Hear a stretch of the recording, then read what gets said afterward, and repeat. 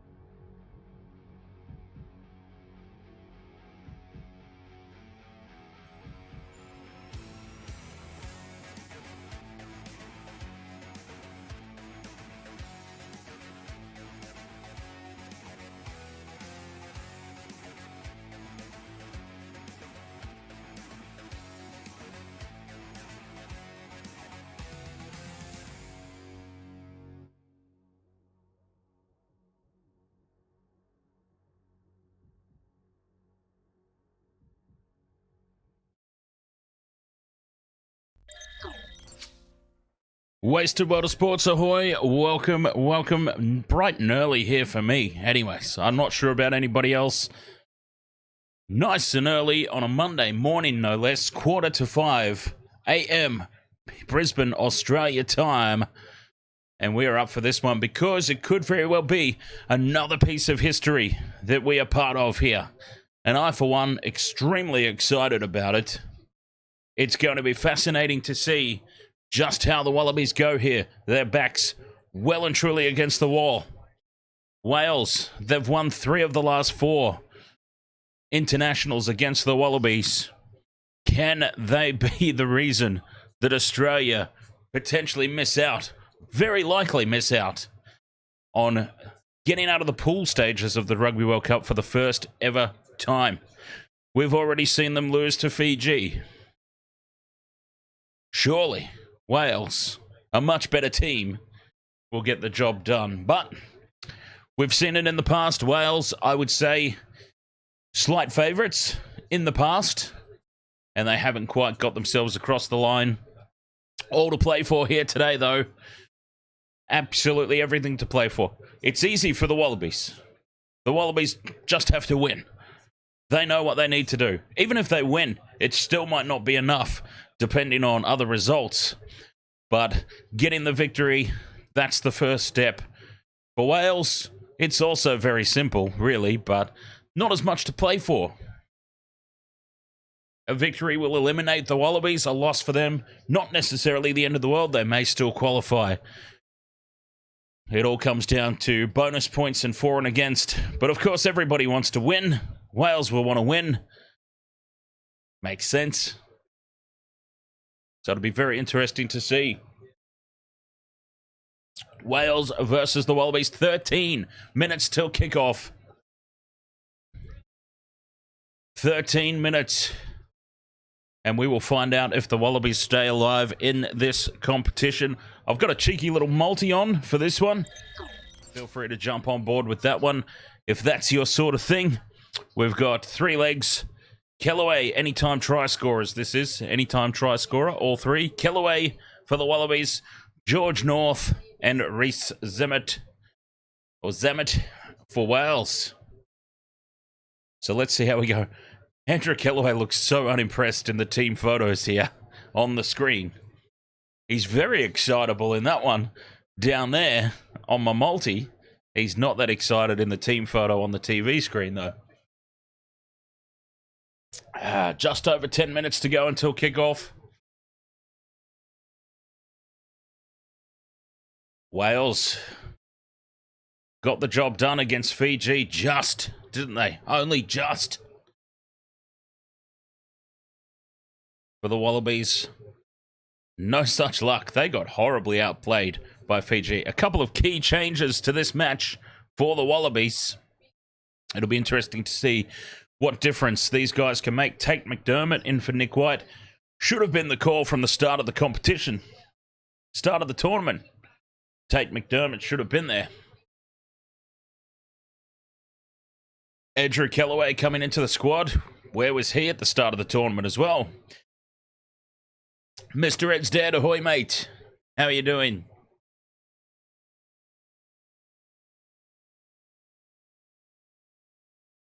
Not sure what time it is over there in the US of A, but here in Australia, 4:48 a.m. I should be asleep. But no, I decided that I wanted to do a YouTube channel about sports. Which is fine. Hey, look, it is what it is.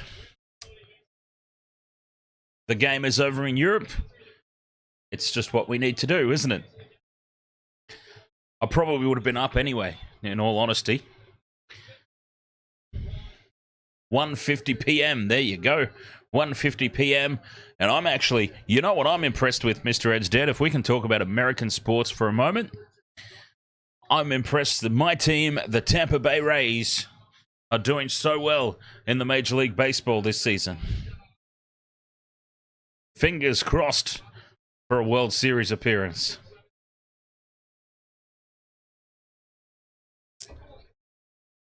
$1:50 p.m. Very nice. I've got Alara fast asleep beside me here on the couch. Probably not really understanding what's happening. Very close to kickoff now. Inside 10 minutes to go. And this, a very important match in Pool C of the Rugby World Cup. Wales currently on top, undefeated, and with 2 bonus points. That's critical. Fiji, 1 win.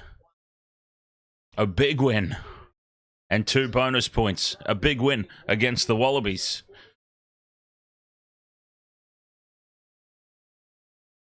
For Australia, if they lose, they're gone, basically.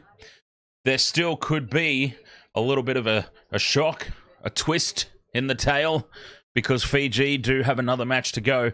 You would anticipate that they would win that one, though. But, hey, stranger things have happened. There is still a spanner or two that could be thrown into the works here in Pool C. But for Australia, they need to be the masters of their own destiny here. And they need a big win. Can they do it? 8 minutes 50 to go. I'm slightly favouring Wales, just in case anybody was curious. I think Wales have the team to win this probably quite comfortably. Australia are probably at one of their weakest points as far as rugby goes than they have been for quite some time. They're rebuilding. That's what Eddie Jones is trying to do here. Or at least that's what he's telling us. They're trying to rebuild. And so it seems like... But I think that's just a... I think that's a bit of nonsense. Anand Kumar, ahoy there, welcome along. I agree, mate. I think Wales will be too strong. They have won 3 of the last 4 internationals against the Wallabies. And Australia, as I was just saying, at a particularly low point in world rugby at the moment. But the thing is, I think they can still go down further.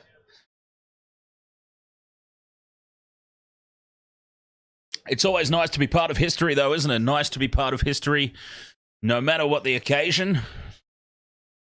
Mr. Ed's Dead says, sadly, after Kirby Puckett saying $84 million a year wasn't enough to support his family, knowing he had glaucoma,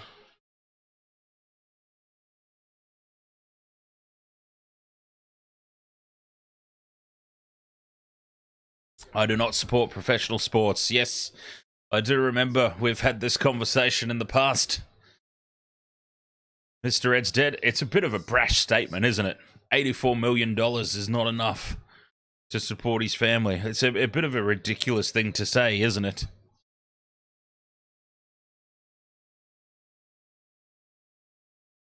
I mean, if you can't support your family on $84 million, my God.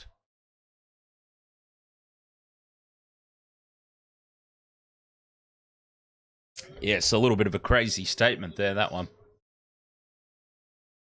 Ridiculous amounts of money floating around. That's for certain. Australia, they seem to have a lot of support in the crowd. There's Eddie Jones, the sly old fox. Interesting, the rumours about Eddie Jones. Apparently, he says it's all a load of bollocks, but apparently he interviewed for the Japan job prior to the Rugby World Cup kicking off, when he'd already taken the Australian gig. Zo, players, ahoy! How are you doing? Always nice to see you.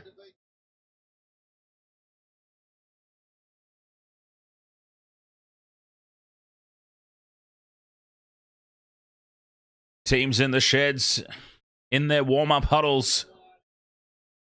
A lot of support there for the Wallabies, it looks like.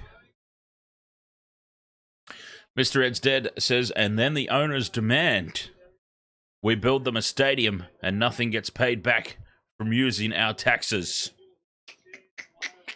See, that's not on. That's just not on. Mind you, the same thing happens over here as well.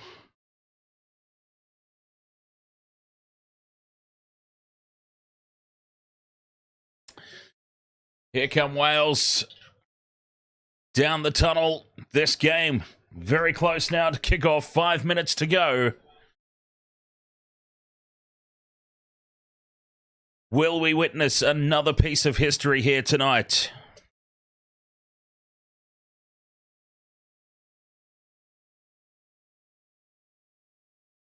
The rugby's all right, though, isn't it, Mr. Ed's Dead? It's only those ridiculously overpaid American sports, isn't it?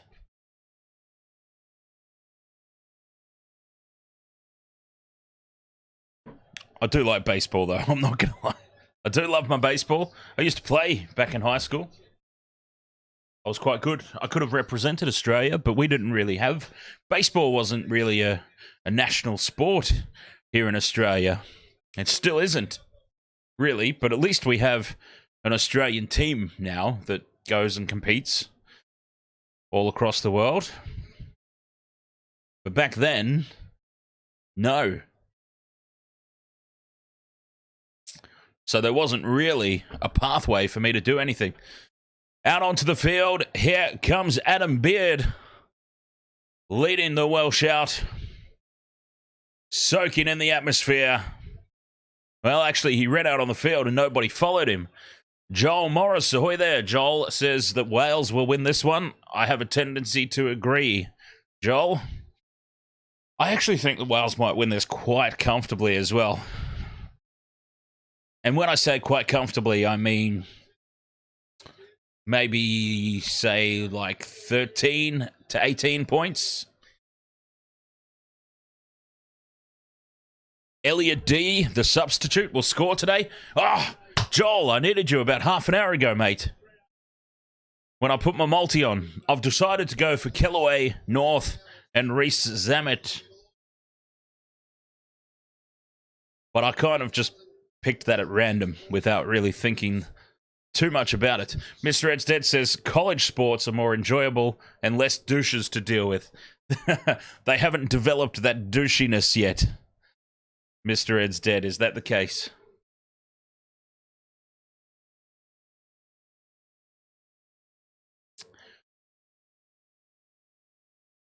D should be starting today. The teams are lined up for the national anthems. That is an epic amount of hair there from Rob Valentini. There's Nick White, the little goof. Oh, I can't stand him. Doesn't Nick White just have the face? You just give him one of these ones.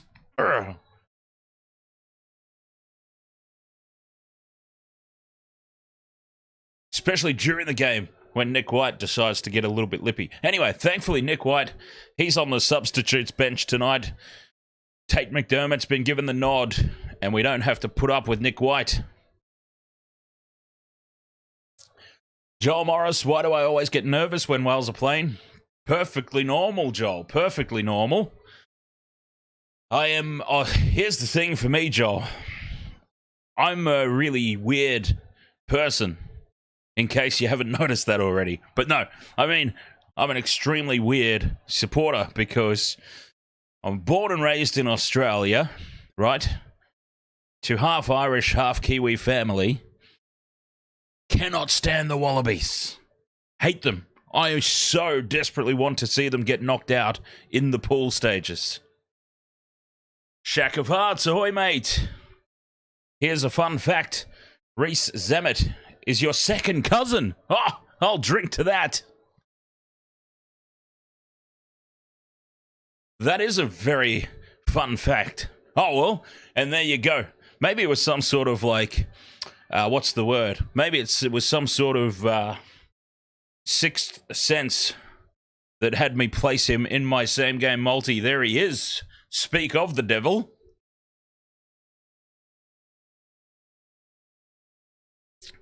Yes, indeed. I think Wales win this and win this quite comfortably. And it must just be so bizarre, so weird to have an Australian YouTube commentator supporting the opposition. It happens all the time. People pop in and go, hang on, aren't you an Aussie? Like, well. But I think I've shared the story before. But for those of you who are new and maybe haven't heard it before, I spent a lot of time with relatives growing up. I spent a lot of time with my respective grandparents. And so on the Polynesian side of my family, they were always watching the rugby union and supporting the All Blacks. So I just sort of developed that same support of the All Blacks from that side of my family. But whenever I was with Dad and that side of the family, we've got the Irish heritage, so I've got a soft spot for Ireland, but also we would watch the Australians. So cricket, I would go for Australia, and in the rugby league, I would go for Australia. But in the rugby union, I couldn't be more anti-Australian support if I tried. Username, ahoy mate, how you doing? Wallabies versus Wales indeed. Kickoff is upon us. The counter has expired, and we are just waiting on the match officials now to get us underway. And yes, Joel, a win today absolutely guarantees Wales a spot in the quarterfinals.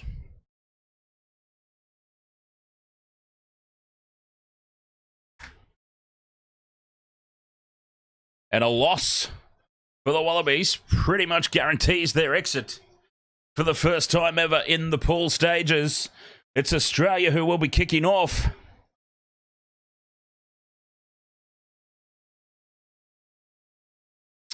Wales stacked across the park. Little pods, little two-man pods all across the park, waiting for the kickoff. Referee Wayne Barnes. Oh, dear. Come on, Wayne. Get us underway, mate. Yes, and here we go. And the Wallabies with the kickoff. And Wales secure possession.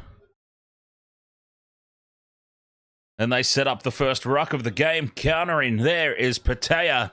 And it's a penalty. Nice and early for Wales. Take your pick there. The Wallabies failing to roll away. Going in from the side. What a start for the Welsh.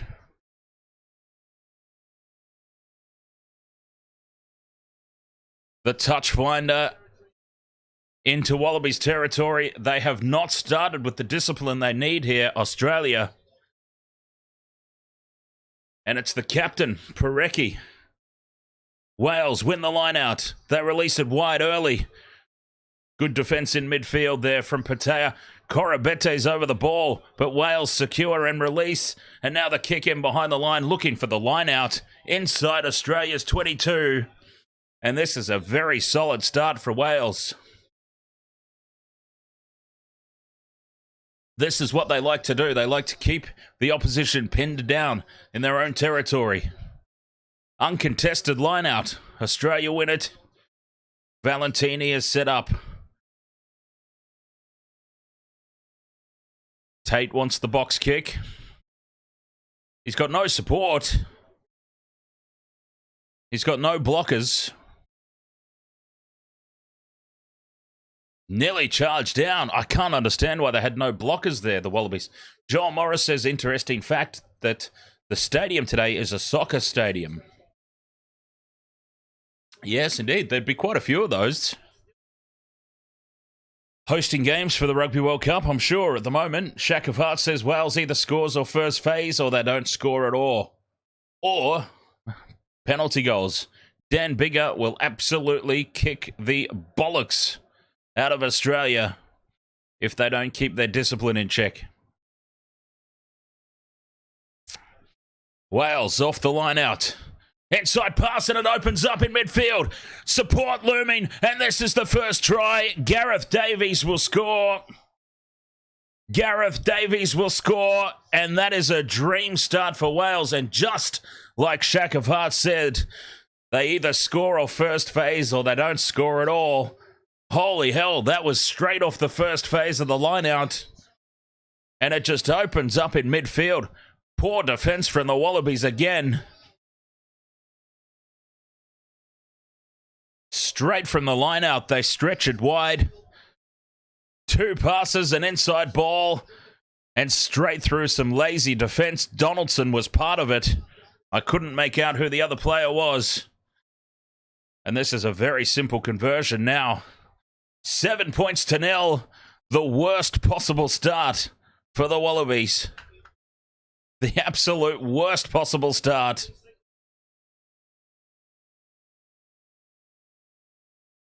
Seven points to Zippo. Oh, Wallabies. Do they have those flights home booked or what? Gareth Davies, not in my multi. I'm doing shocking with these try-scoring multis this year. Shocking. Wallabies get us back underway. Wales secure the ball from the kickoff. Just setting up the ruck for their clearance. Solid work at the back. Davies, is he setting up a box kick or does he release it? Box kick it is. Going for distance. It's not contestable. Kellaway waits for it at the back.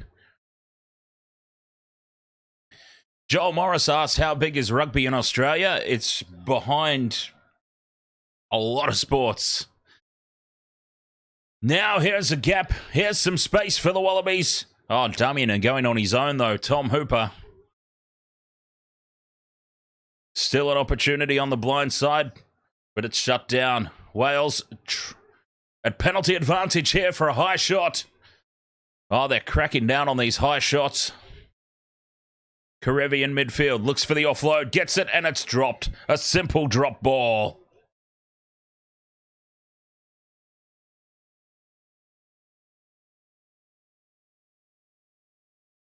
Penalty advantage they were playing under, though.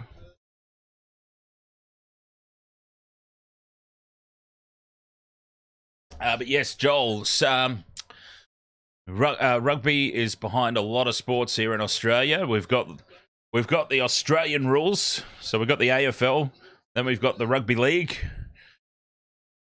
You've got cricket. I would even say potentially that soccer is above rugby at the moment here in Australia. Jonathan Manson says, we'll pray for Wales. Liked their win over England. Parecki throws into the line-out. The Wallabies secure it. Marky Mark in midfield. Plants it back. Quick ruck ball. Out to the left they go. Frost. Crawling towards the line, Frost. Wales try to hold it up, but can't. McDermott, flat pass. And they end up back where they started. McDermott goes on his own. Into heavy traffic, the little fella. Does well to place it back. And the Wallabies maintain it. 5 or 6 phases now. Pick and go is the option. But they're driven backwards. And now Wales counter ruck. Trying to get in over the top, but they can't. Australia retain again. And it's dropped in midfield. Jordan Patea. Oh, it's called backwards. My God. It's been called backwards. Wayne Barnes with the shades of that forward pass non-call years ago in the World Cup. How he has deemed that to go backwards, I'll never know. Wallabies 10 phases now. But still, the Welsh defence holds firm. They're in over the top of this ball. Wales almost get the turnover. Australia still with possession, though. Something's got to give here. Something. Kellaway to Karevi. Karevi goes through one. Is taken down in the cover defence. 13 phases, but they've gone backwards, the Wallabies. A penalty advantage coming their way again. Straight through, looking for support. Gets it from Angus Bell, and Angus Bell spills it forward. Will come back for the penalty, and they surely will take the 3. Once again, I understand this shirt says take the 2, but there are take the 3 t-shirts available.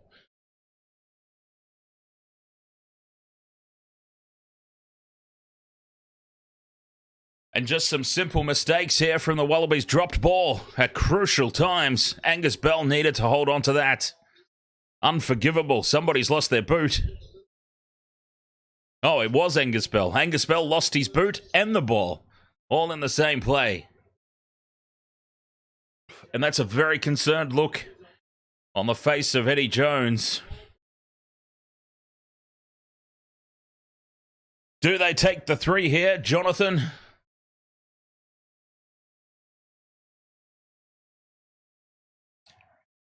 Trouble for Wales. There is a TMO check, and not only trouble for Wales. Injury concerns here. Who is that? Their shoulder seems to be completely gone. Oh, is it Dan Biggar? Oh, Dan Biggar in a world of hurt.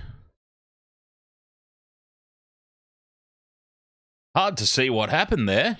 He's just fallen awkwardly on his shoulder. This could be huge in the context of the game.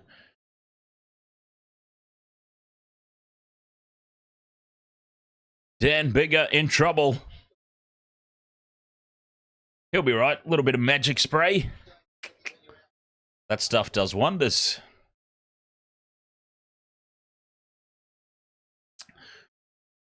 But Australia, they've fought back.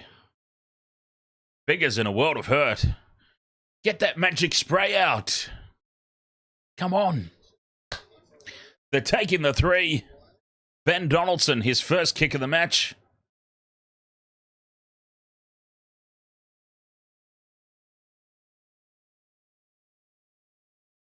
It's a gift 3-pointer. Right out in front. Should make no mistake. TMO has cleared the play from Wales, yes.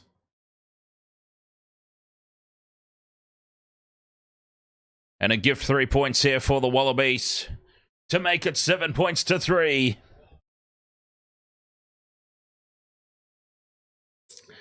Jonathan Manson says minor victory for Wales to limit an extra 4 points. If Angus Bell holds on to that ball, then the Wallabies are on, out to the left, for sure.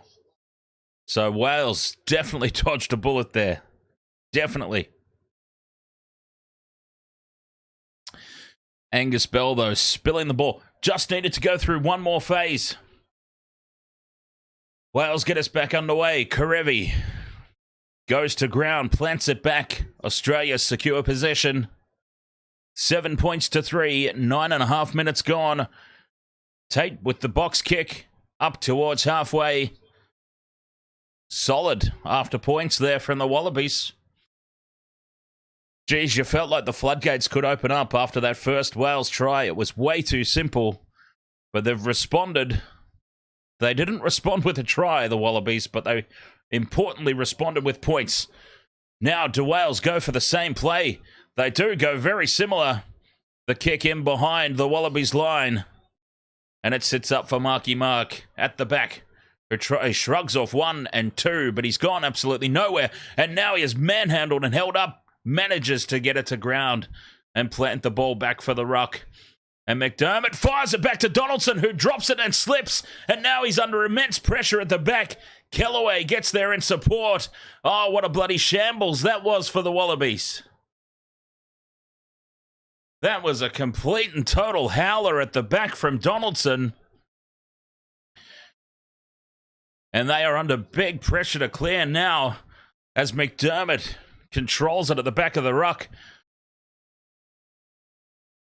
Box kick is the option this time. He's not passing that ball again.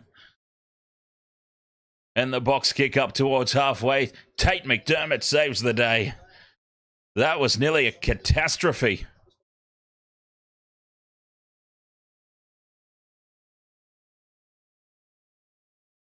Great heads-up play there too by Kellaway to get back and support as this throw goes over the top. And it's come down for the Wallabies on halfway. Karevi fires it out to Patea. Stepping. Bumps off one. Up over halfway. Fires it back though. It's loose. McDermott, kick and chase for himself. McDermott needs the bounce. Gets it. No. It's tapped down by Wales. Forward, I would have thought. Play on, says referee Barnes. No, he's coming back for the call. The Wallabies turning it on here. It's messy. It is certainly far from convincing, but it's definitely game on. Just didn't quite get the bounce there. And Liam Williams, under pressure, can't bring the ball in.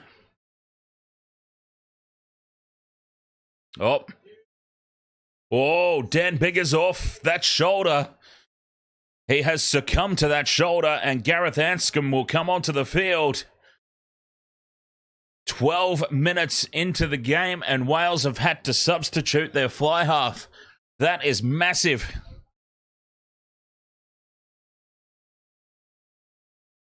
Have the Wallabies just been saved by an injury, an apparent injury to Dan Bigger?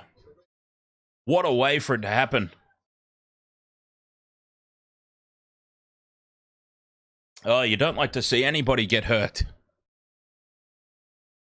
Scrum down here for the Wallabies. Remember, the Wallabies were pretty well dominated at the back end of the game against Fiji at scrum time.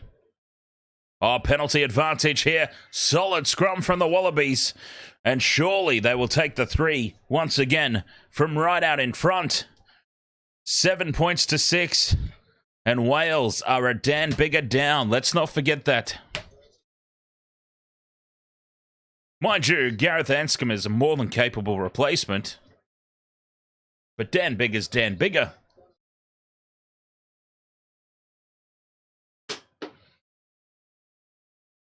Could be a massive, massive moment in the game.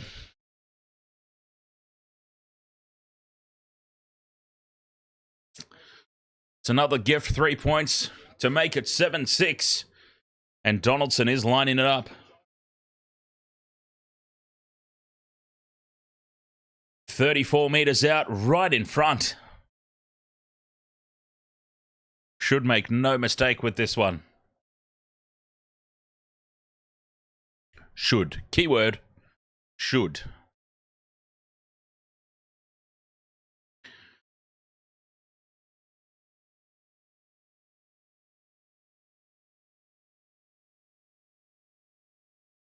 Moves in, strikes it.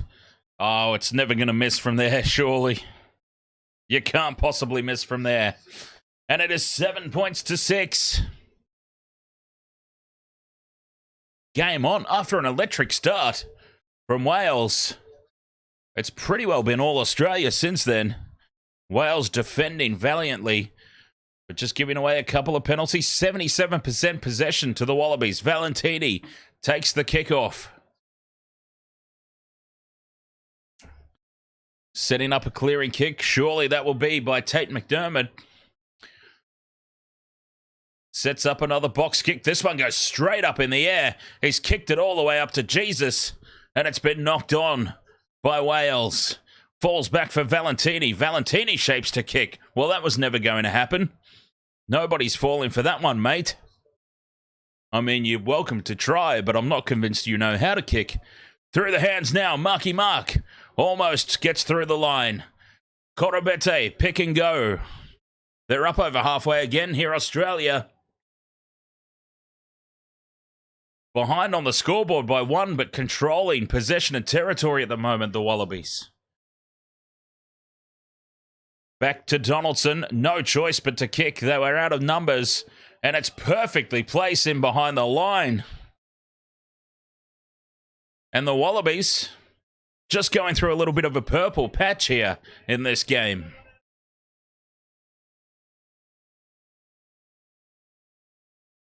It's going to be a line-out throw to Wales. 15 out from their own line. Secure ball, uncontested. It's back to Anscombe. Anscombe clears. It's up to halfway, taken on the full by Marky Mark. Fires it back to Kellaway in midfield. Tries to beat the first up defender. Some good post-contact meters from Kellaway. Out to Karevi. Karevi steps. Gets through. Can't get the arms free. Just controlling possession here, the Wallabies. This is incredible.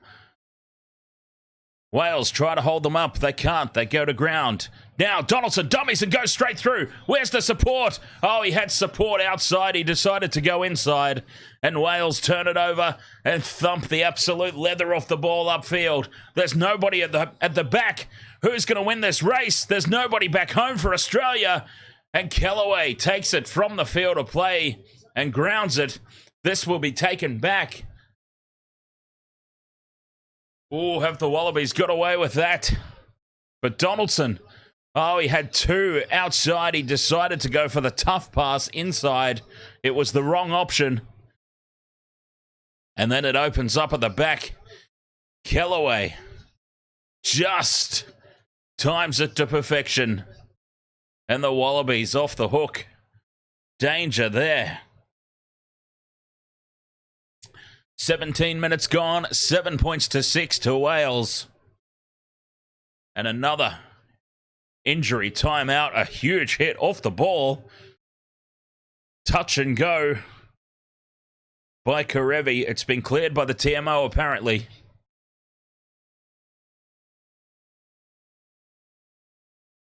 Could have been trouble there. 7 points to 6. 17 gone. Wallabies with the dropout. Bounces up over halfway. Sits up nicely for Wales at the back. And a charging run from Faletau. Knocking over the first up defenders. Straight in from the side there. Hooper lucky to get away with that. And as a matter of fact, no, he doesn't get away with it. And this is a penalty right out in front. And that was just stupidity there from Tom Hooper. Straight in from the side. And this is a gift 3-pointer. Well, it would have been a gift 3-pointer for Dan Biggar. Is it going to be a gift 3-pointers for Gareth Anscombe? Take the 3, and take the 3 they will. Just straight in from the side and attacking the arm of the scrum half. 2 things that you can't do, all in the one play. Oh, and now we've got a busted nose. Who's that? Oh, he is gushing our blood. That's a horrifying sight. Gareth Anscombe on for the injured Dan Biggar. Right out in front. What is it, about 40 meters?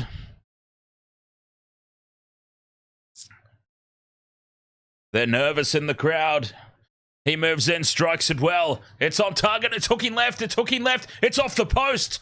It's hit the post, and he has missed his first kick from right out in front. There it is. That is the difference. That is the difference that Dan Biggar would make to this team. Oh boy, 10 points to 6. It could have been, should have been. Gareth Anscombe, his first kick of the night on the field, replacing the injured Dan Biggar, hooks it to the left and hits the post. It remains 7 points to 6.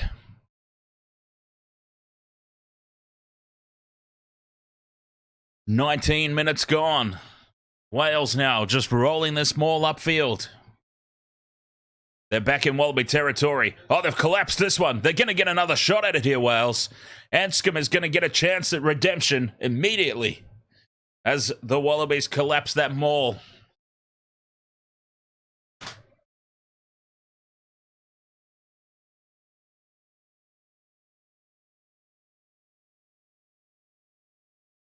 A chance at redemption immediately for Gareth Anscombe. That's important.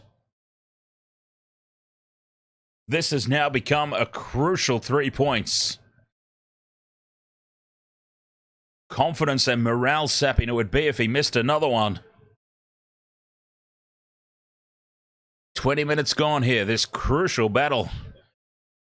48 meters on the fly. 40 out to the left of the post.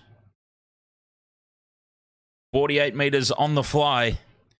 Gareth Anscombe, a chance to redeem himself from that first up miss. Strikes it much better, and it holds its line this time. And it's a penalty goal for Wales. 10 points to 6, they extend their lead.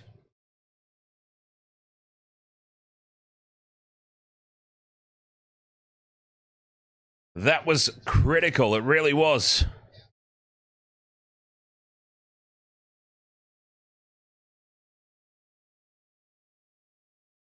21 minutes gone, 10 points to 6. Wallabies, Donaldson gets us back underway. Wales secure the ball uncontested at the back, bumping off Korombete. Not a lot of arms in that tackle there from Korombete, it must be said. But then he does that, doesn't he? To be fair, he does seem to have a tendency to do that. Davies with the box kick, looking for distance again. Not looking for a contest, just looking for distance. Shocking pass from Kellaway. The kick from Donaldson's charged down. And Australia, through Frost, reclaim the loose ball. Now Karevi out to the left. That was almost a great result for Wales. Scrappy passing from Kellaway. Donaldson gets his kick charged down. But they've recovered nicely here, Australia, as Arnold takes it into contact on halfway. Korombete with a little grubber in behind the line. I'm not sure what that was all about. And it's collected at the back, and Wales can now clear upfield. The kick and chase sits up. Oh, it's taken from Pataya. And now they're under immense pressure here, the Wallabies, as Wales counter-ruck. They drive over the top of it here, Wales. Counter-ruck is fantastic. And they've stolen the ball. No, he's just knocked it on in contact there. He's lost it forward in contact. The counter-ruck was sublime up until that point. And it will be a scrum down for the Wallabies, as we've got another Welsh player down in back play.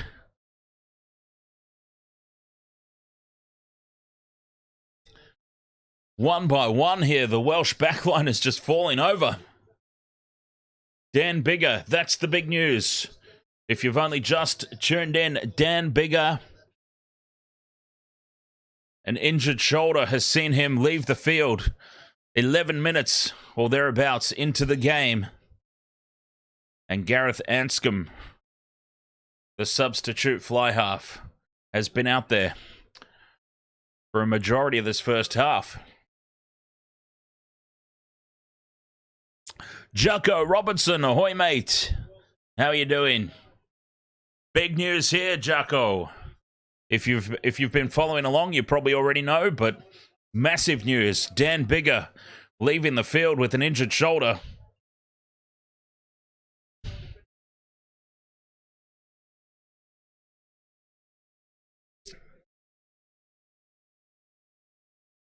And that is a massive, massive loss for Wales. Another little bit of an injury stoppage. Liam Williams was in a bit of trouble in back play. He seems to have recovered. Scrum down now for the Wallabies.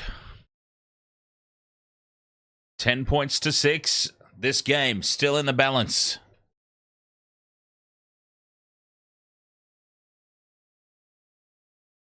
They set. It's very solid scrum there from the Wallabies. Wales pop up, and it's a penalty to the Wallabies. Yes, you just saw them pop up there on that far side, Wales. And the Wallabies dominating at scrum time. What an unbelievable turnaround that is. Considering that Fiji effectively ripped the Wallabies a new one at scrum time the other day, this has been a massive improvement from them. And that's a big penalty. Donaldson can put it into touch up over halfway.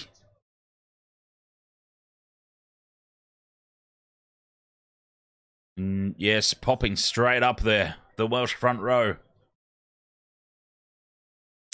Oh, they've gone quickly here, Australia. Valentini's in space. The cover defense from Wales. They're slow to get back. Oh, here's a break now. Leota, 10 out. Donaldson to Karevi in midfield. Steps back in and goes on his own. Karevi into contact. Numbers out to the right for the Wallabies. Donaldson goes on his own. Pressure straight over the top of that ball is Rowlands. And the Welsh counter-ruck is solid again. And they steal the ball. And just like Fiji, Wales... Oh, it's a penalty. There's been a call from TMO or touch judge or somebody. And out of absolutely nowhere, Wayne Barnes has awarded a penalty. And I cannot tell you what it's for. A push. It was for a push.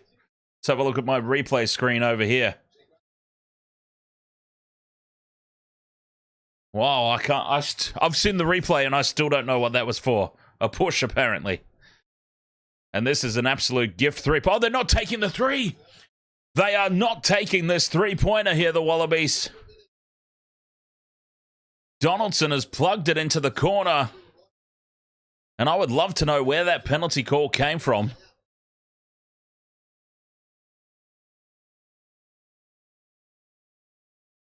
This is a huge call.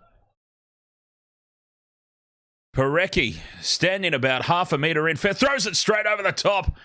And Wales clear. And they should have taken the three. There is nobody at the back here for the Wallabies. And the ball wins the race into touch. Luckily for them. Extremely lucky for the Wallabies there. Because they were gone. Wales had about 5 chases on that ball leading the race. And not a single Wallaby in sight.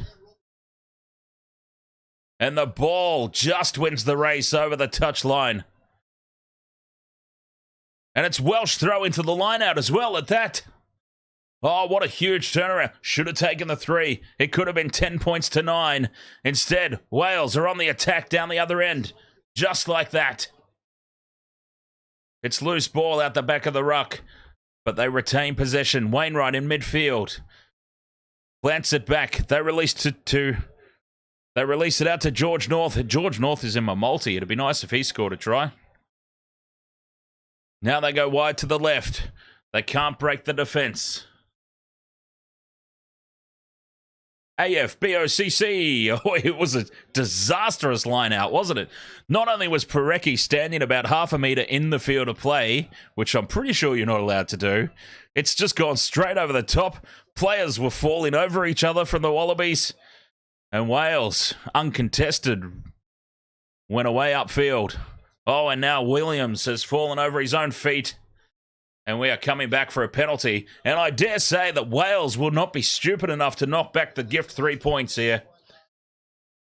Wales will certainly take the 3.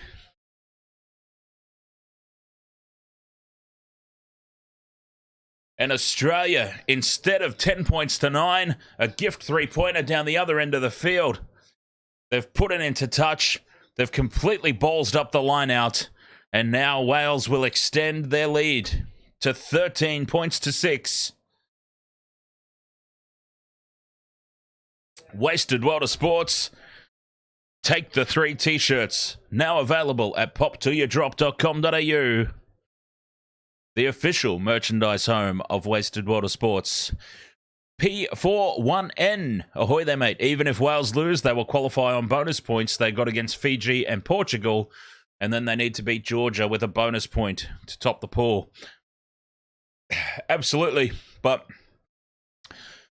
I don't think there's any threat of that. I think Wales will win. 13 points to 6. They extend their lead. They took the 3 like any smart team would do.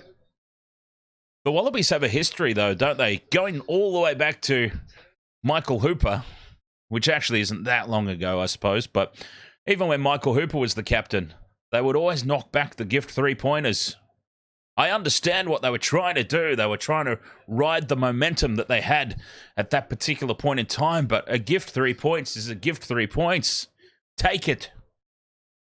And now Wales secure the kickoff. They lead by 7. And Davies with the box kick out of territory. Kellaway takes it on the full, looking for some space. They drive the Wallabies towards the sideline, but they go to ground. Just on Welsh side of halfway. Valentini. Tackle only, they must release. MTK, ahoy there. What's wrong with the forwards? They're a bunch of softies, aren't they? A bunch of softies. And now Australia lose the ball. The Wallabies drop the ball, and this will be a scrum down for Wales.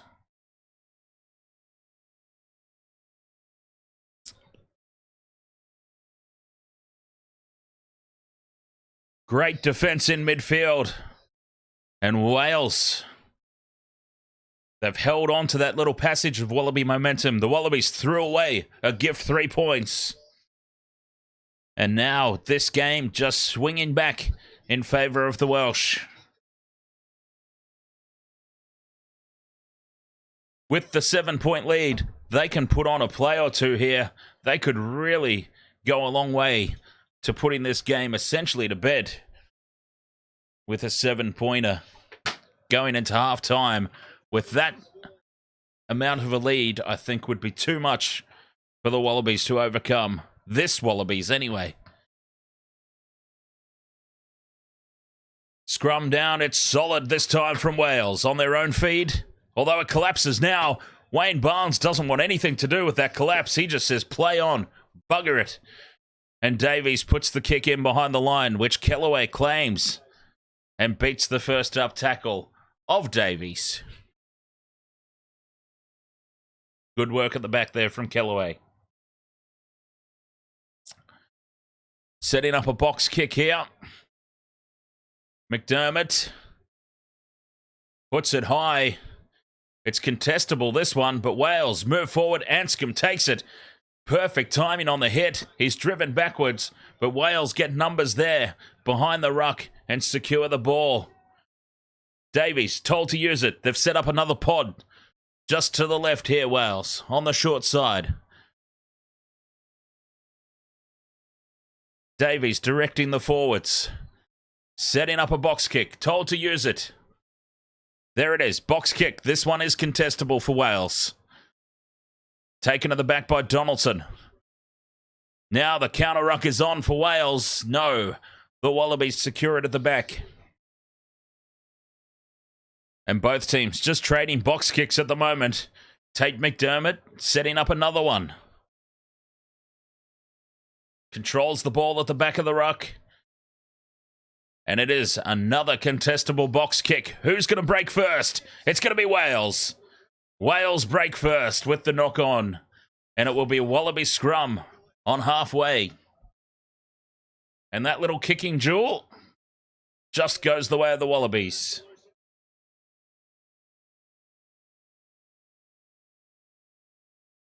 Knocked on there by Anscombe this time. 13 points to 6 it is, though. 33 minutes gone.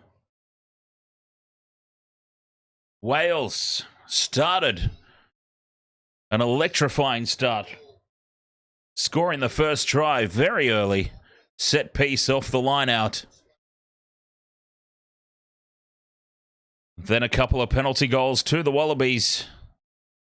But ever since then, it's pretty much been Wales. 7 minutes left in the first half.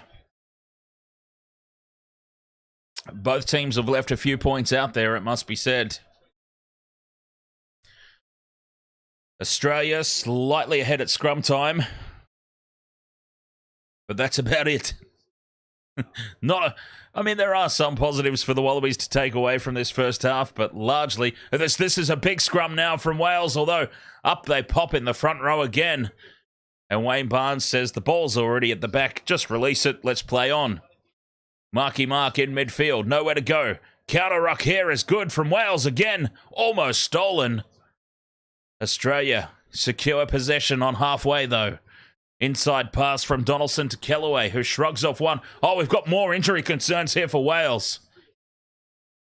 No, just a little bit of a burner there, I think, for Gareth Thomas. Oh, they can't afford any more injuries here, Wales. Surely.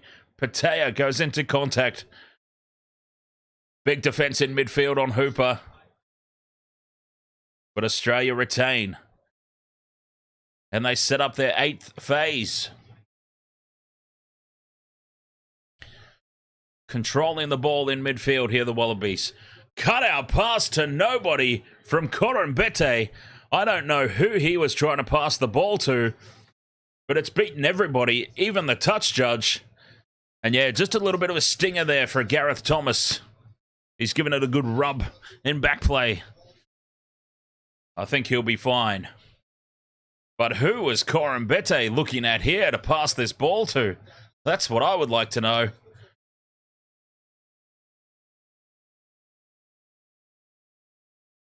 It's gone beyond the touch judge. It was that bad a pass. They can't believe it in the coach's box. The supporters can't believe it in the grandstand.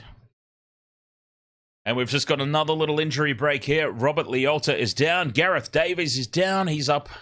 He's up again. Gareth Davies.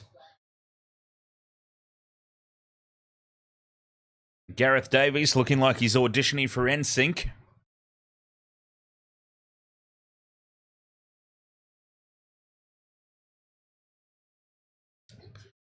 You know those boy bands? There's always that little bleached blonde-haired guy.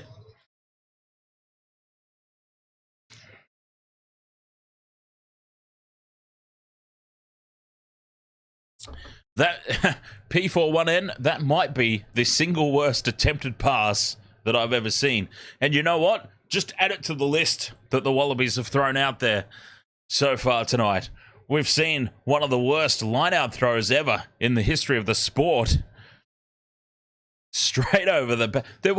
The funny thing about it was that they obviously just screwed up their line-out call, the Wallabies, because the throw went to the back. It went over the back, and there wasn't even a single yellow jersey back there to receive it. And then they fell over each other at the front of the line. It was a comedy of errors. It was like a Three Stooges sketch played out on a rugby field. Speaking of lineouts, there's Wales showing the Wallabies how it's done. Safe and secure at the middle of the lineout and setting up the rolling maul. 5 minutes to go until the halftime break. James Slippers around the wrong side of the maul there. Has to get back. And does. But look at the meters they're marching up here, Wales. This rolling maul is up over halfway. They've gone about 15 meters here. Now Davies releases. They go to Anscombe. Anscombe with the crossfield kick into space. It's taken and flicked in field by Adams, but it might have gone forward. No, he's had a foot on the sideline. Josh Adams just with a foot on the sideline. It was on there, though. They had the right idea. Just couldn't quite get the execution.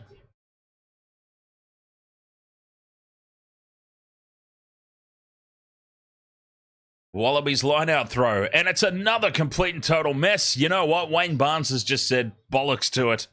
I'll let that one slide. I don't think that was anywhere near being straight, but it was uncontested, and that is probably what saved the day for the Wallabies there. They're more likely to let them go if they're uncontested. Another box kick from Tate. This one's taken by Williams at the back. He gets up and goes again, Williams. Up over halfway. Davies calling the troops. He wants another ruck set up here. I dare say there'll be a box kick incoming. Looks like that's what he's setting up for. This one's high and contestable. How's the chase? It's great. They're flying through here. Wales putting pressure on, and it's taken. It's taken by Adams, and now they can release it. They go blindside, looking for support. Davies with the wraparound. The Wallabies managed to hold on a number up with Liolta out wide. It's still on here for Wales, though, trying to bust up the middle.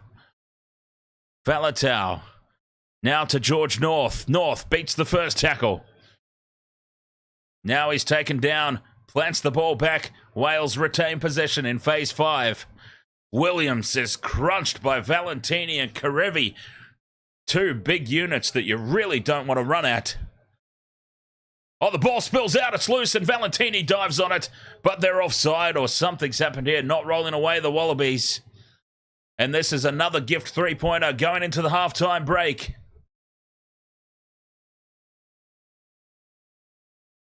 Oh, you absolutely take the 3 here. Valentini's just gone straight in off his feet.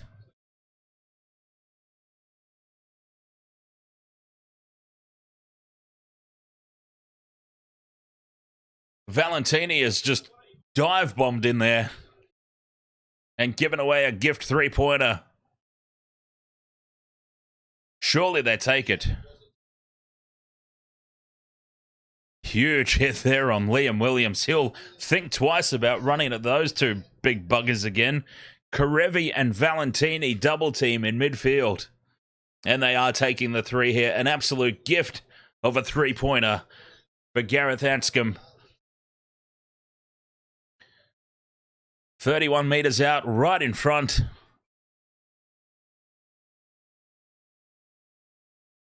Geez, I don't think it's even 31 metres out. It's not even that far.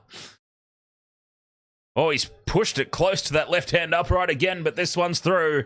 And Wales lead 16 points to 6, approaching the halftime break.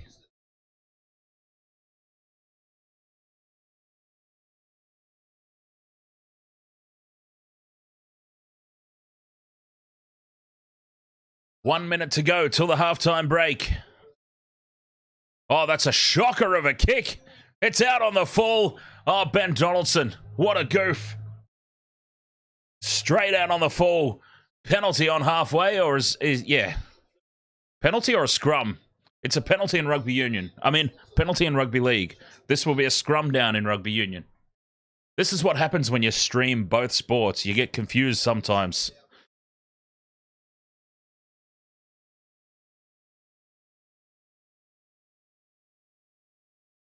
Oh, Ben Donaldson, what a goof. Straight out on the full from the kickoff.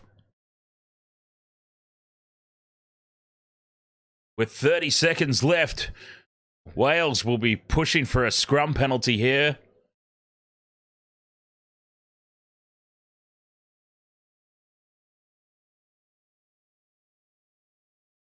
And another 3 points could be on the offering.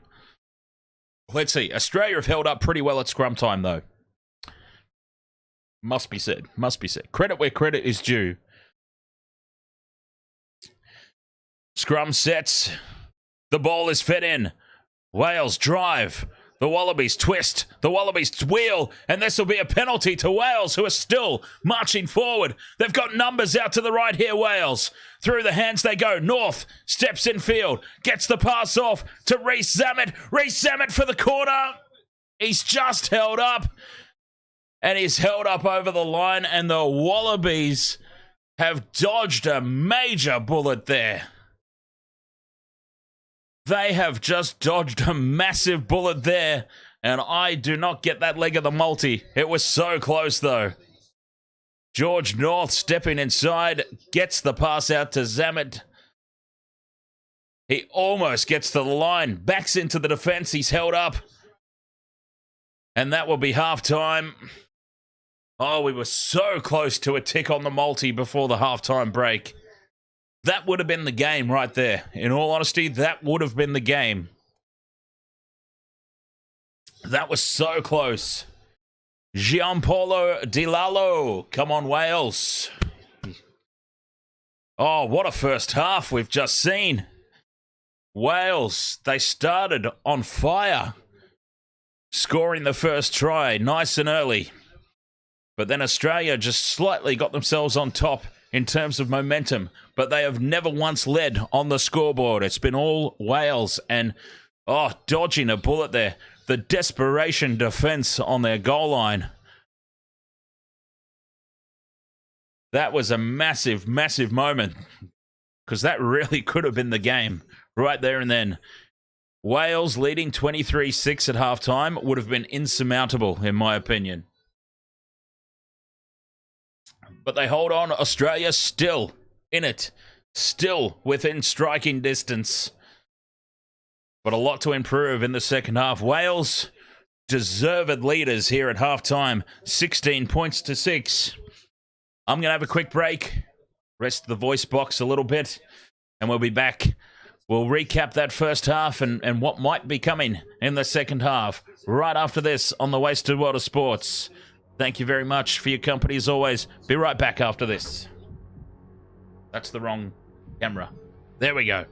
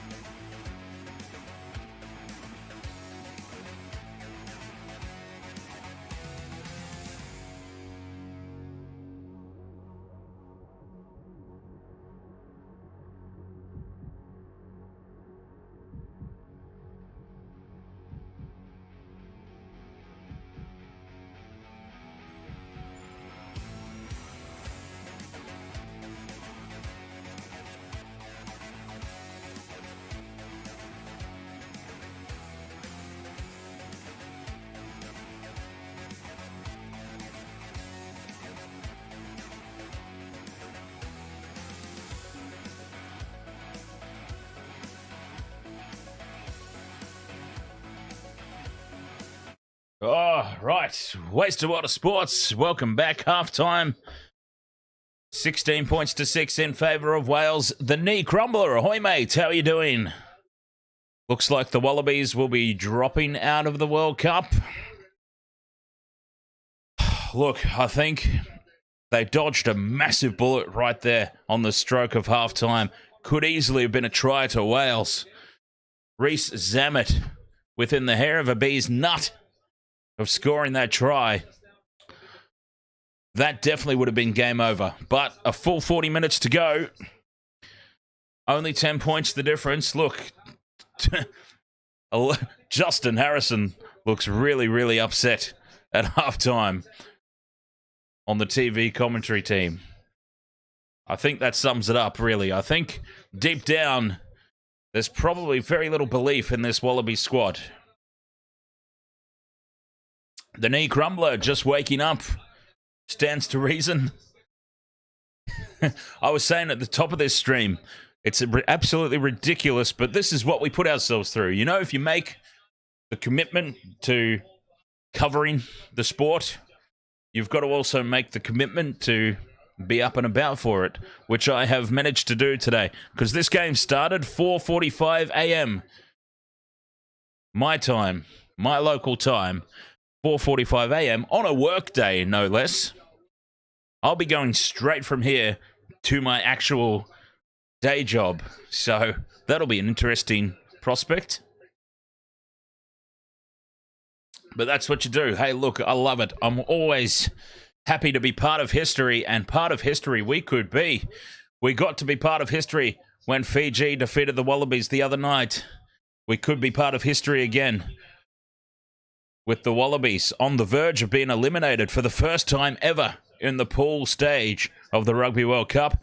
And of course, it was part of history when we covered the opening match in the Rugby World Cup, France versus the All Blacks.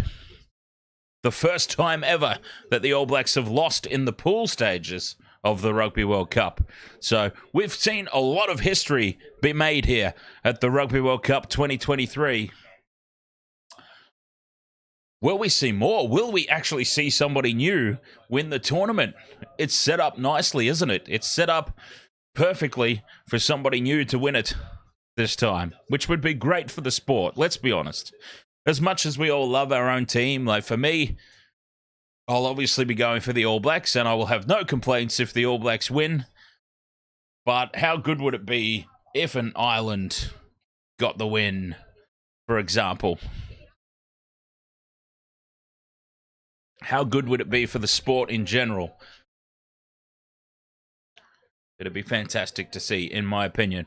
But anyway, 40 minutes to go here in this one. 40 minutes Australia must play for their lives, quite literally, their lives in this tournament. For the Wallabies, Tate McDermott, I think he's been one of the better players. He's been absolutely immense. So much better than Nick White. Nick White has surely now lost his spot moving forward in this Wallaby squad. For Wales were just good all across the park. Defensively, amazing. Their counter-rucks, especially under pressure, intense. And Wales well worth that 10-point lead at halftime, especially when you consider Dan Biggar off the field early, injured.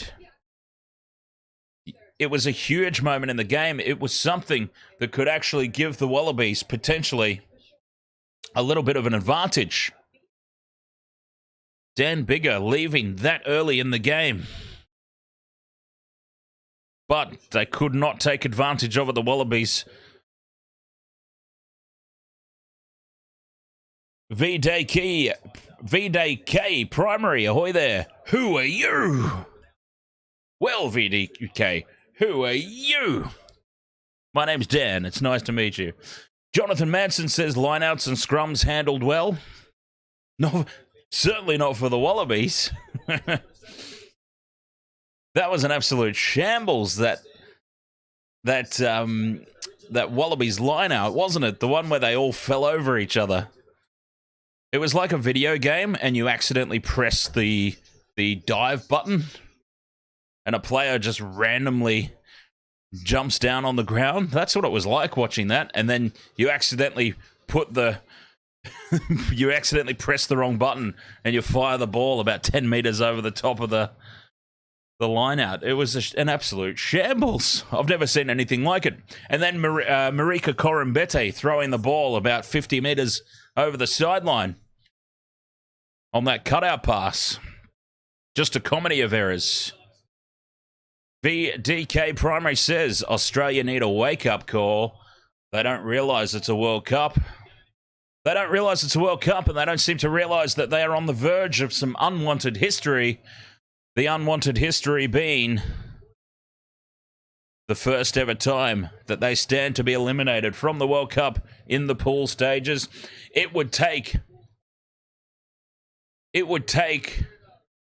a complete and total just self-destruction by Fiji if Australia managed to still get through, should they go on and lose this game. An absolutely fantastic encounter it was the other night that we saw, Ireland versus the Springboks. That was probably my favourite game of the World Cup so far. In terms of a contest and intensity, I mean, it's hard to go past Fiji and the Wallabies as well. That was a great game, but for different reasons. That was just good to be part of history. That was not necessarily a good game in terms of skill levels and the dynamic between the two. It was just a great game in general, that one. But for me, so far, game of the tournament has been that one. Ireland, South Africa, the skill levels of both teams were absolutely amazing. It was a blockbuster contest. It's potentially even a preview of the Rugby World Cup final. In all honesty, it could be the final.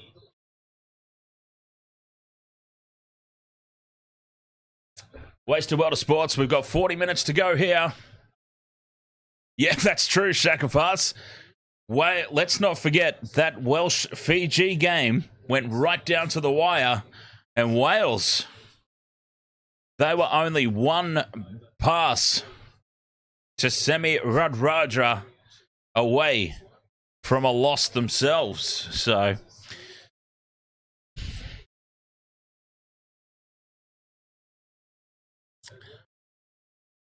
username, well. Wasted World of Sports t-shirts available. Take the 2 and take the 3 from poptillyouDrop.com.au, the official merchandise home of the Wasted World of Sports. As I always say, totally not expected, but very much appreciated. Anyone who supports the channel via those means, just being here is support enough, though, in all honesty. I'm a terrible salesman. Just being here is fine enough with me.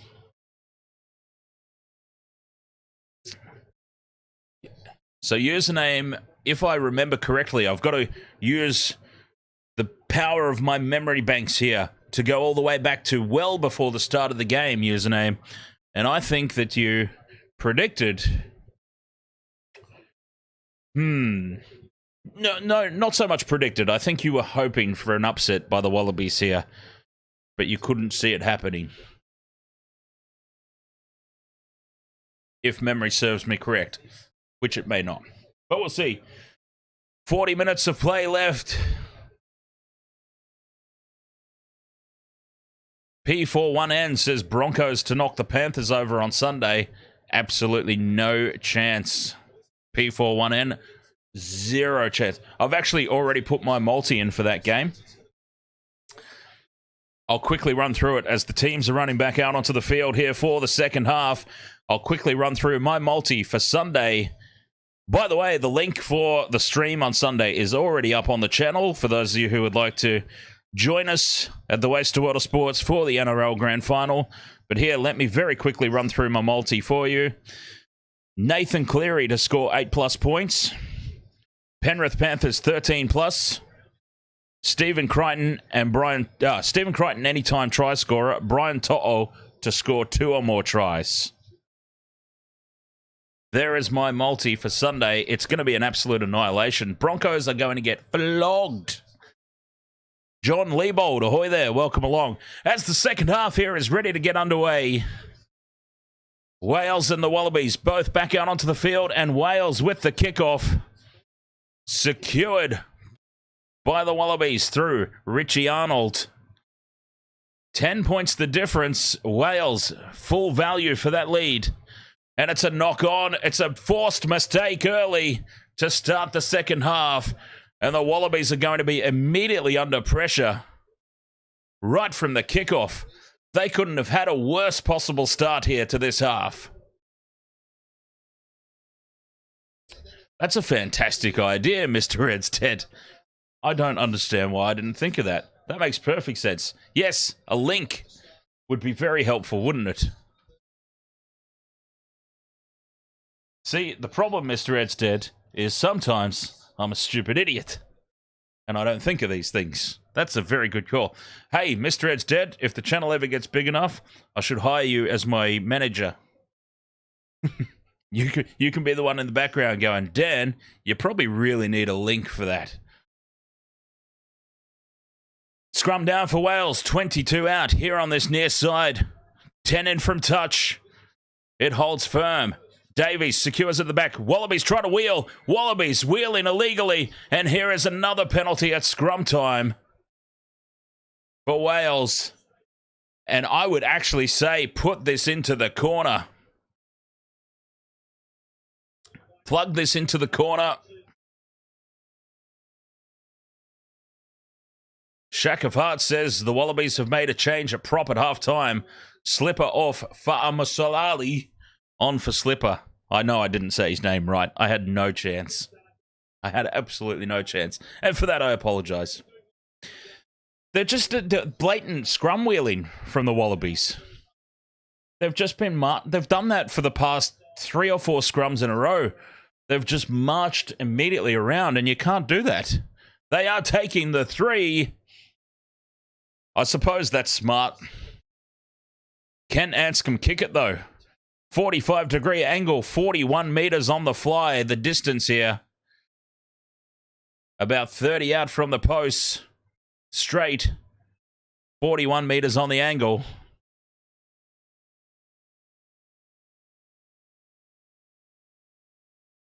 Anscombe moves in, strikes this one right down the middle, and Wales take a 19 points to 6 lead. Well in control of this contest now. A dream start to the second half for them. A nightmare for the Wallabies. And they might just have one foot back on the plane home.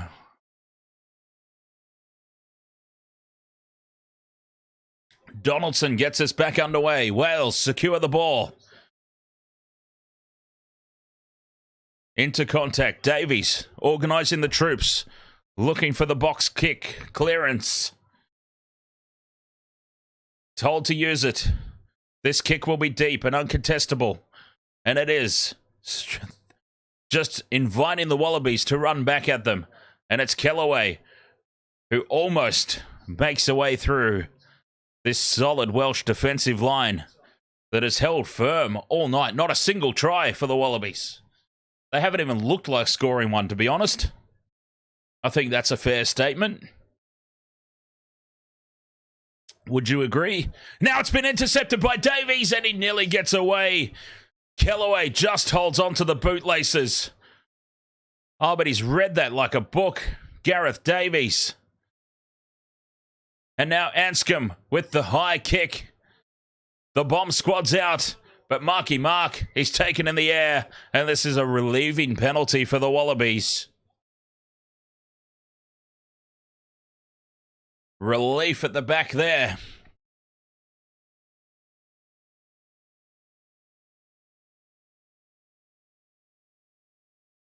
And Wales just controlling the flow of this contest now. That's all they need to do.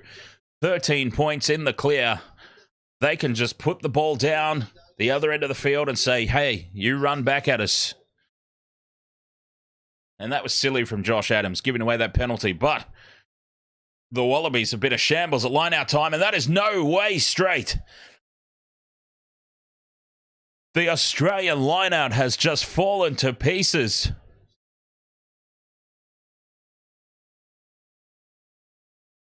That is not even close to being straight.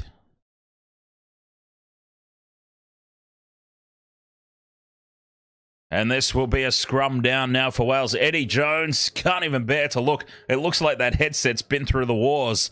How many times do you reckon Eddie's thrown that around so far tonight? He loves to toss the headphones, doesn't he?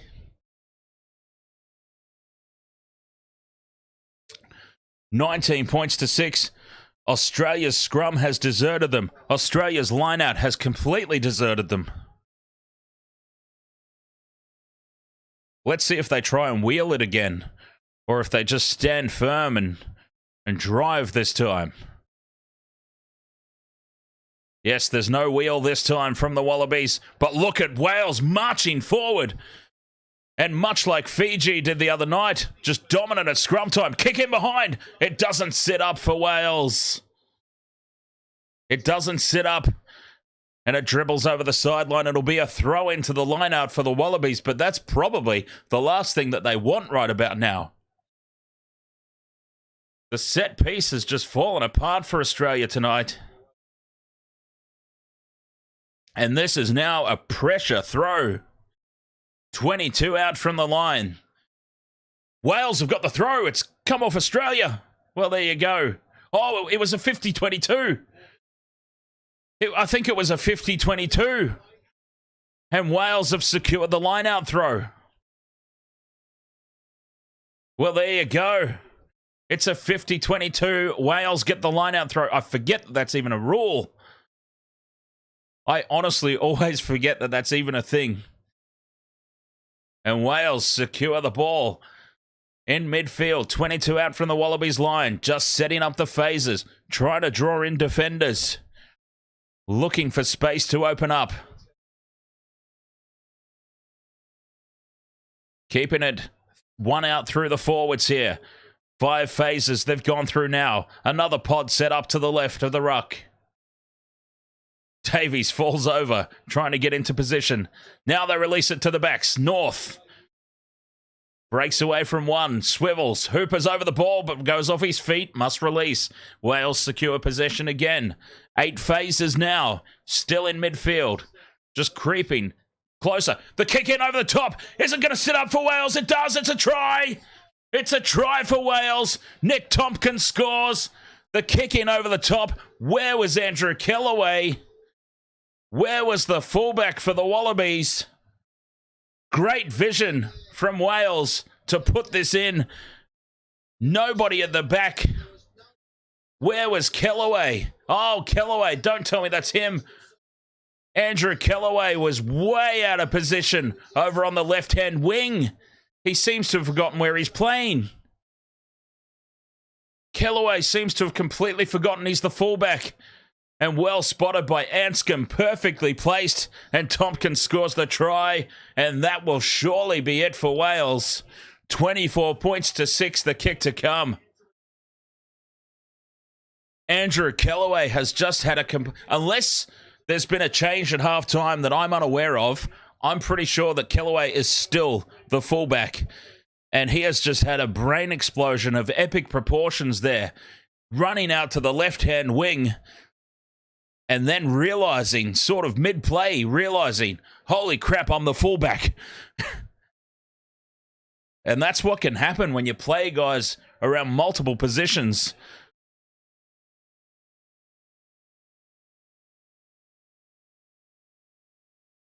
Conversion successful.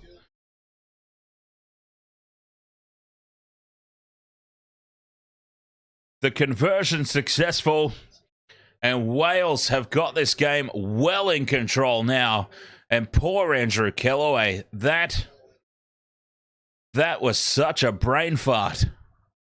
John Leibold says, OMG, Wallabies have lost their hope. Where's Eddie's headset now? Oh, I think it's in pieces. Eddie Jones off to coach Japan, I reckon. Once Jamie Joseph, I believe it is, that's over there at the moment. His tenure is up after this World Cup, and we could see Eddie Jones back in charge at Japan sooner rather than later. Williams puts the kick back downfield, and that's all they need to do here, Wales. Wales just kick down And now off, spraying off the side of the boot from Kellaway, who has just had a horror show of the last few minutes. I actually think Kellaway may have been moved to the left wing. And there is a very forlorn-looking Eddie Jones. I feel like Australia have made some changes. Kellaway might have been shifted to the wing. It does look like he's hanging out there a lot. High contact penalty advantage here in midfield for Wales. It looks like they've moved Marky Mark to fullback. And Kellaway's moved over to wing. So maybe it wasn't Kellaway's fault for not being at the back there after that for that kick through. Maybe it was actually Marky Mark who was out of position. It does seem like Kellaway is spending a lot of time over there on that left-hand wing. We might have to apologize to him. He might not have been out of position like we thought. It might have been Marky Mark who's actually let that one in.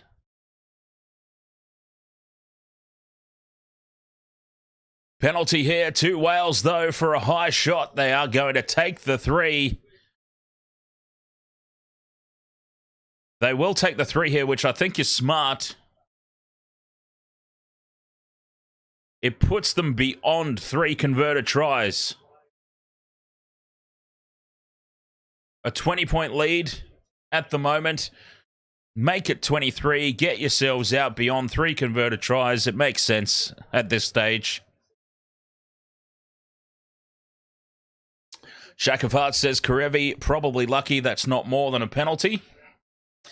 I think you could be right there. As we wait for this penalty goal to be taken, don't forget here, Wasted World of Sports coming up Wednesday night. Generations Podcast, Episode 4. We're going to be talking all about merchandising through the years. And, of course, the big one in the NRL coming up on Sunday. Join us for an extended pregame leading into the grand final. Panthers versus Broncos, NRL grand final. Covering all the action here on the Wasted World of Sports this Sunday.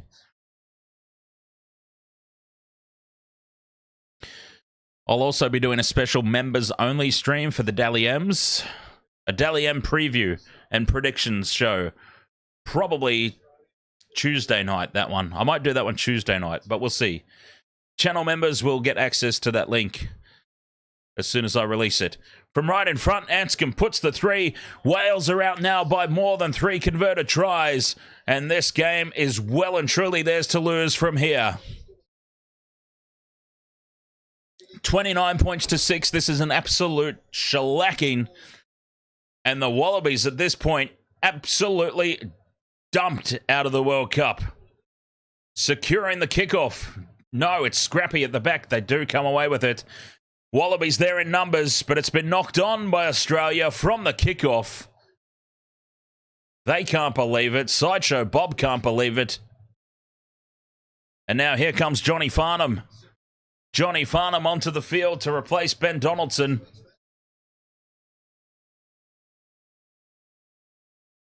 There is still a long time left in this game. That is the thing. There is such a long time left. Wales could pile on so many more points. Johnny Farnham's out there.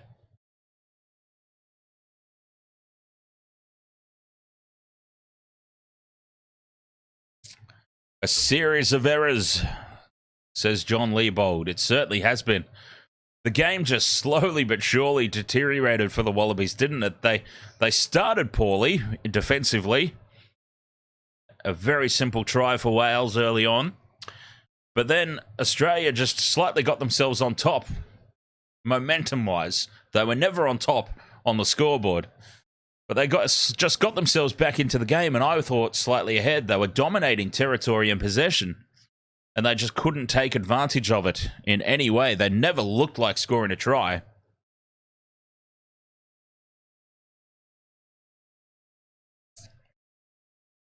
And then it just slowly but surely deteriorated piece by piece by piece. The line-out went first, then the scrum went, and then everything just fell to pieces. And Wales are just destroying them now. 29-6. And still such a long way to go. Davies feeds the scrum. Australia have wheeled again and illegally, and it's another scrum penalty. They just walk. Why are they doing it? You have to ask the question, why are they just getting walked around? And it's just there on this near side, popping up and giving away the penalty. Username says, all part of the Wallabies plan. They will make a comeback at the 75th minute. No, I reckon username, the Wallabies will make a comeback at the 2027 Rugby World Cup. Play so badly in this one that you're probably not going to win anyway, in fairness. Let's be honest, Australia had probably 0% chance of actually winning the whole thing. Just play terribly. Get yourself dumped out. And then take everybody by surprise in 2027. Eddie Jones, genius right there. That's smart thinking. Wales secure the ball. They're back in Wallaby territory. The kick from Davies in behind the line. How's the bounce? It runs over the touchline again. Joel Morris. So are Wales winning the World Cup? Honestly, Joel, I don't think a victory over the Wallabies is really a litmus test of any sorts. This current Wallaby squad. I think that France, Ireland, and South Africa are still the teams that are setting the benchmark, in my personal opinion.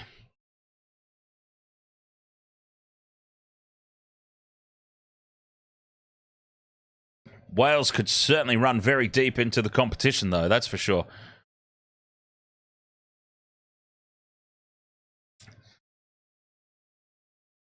I honestly thought Scotland would do well.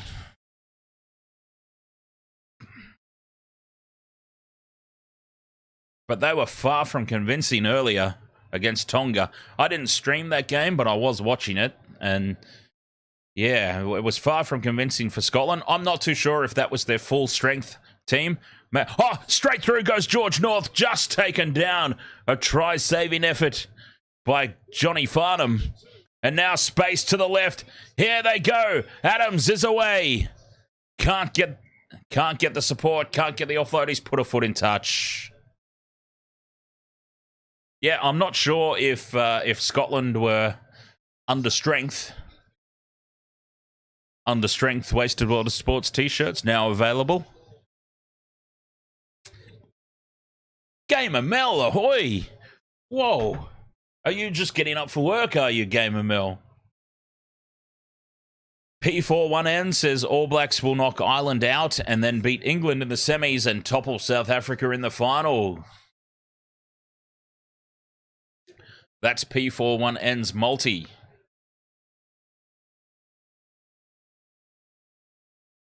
John Leibold says the Frogs will be hard to beat at home. I'm 100% on board with that one, John.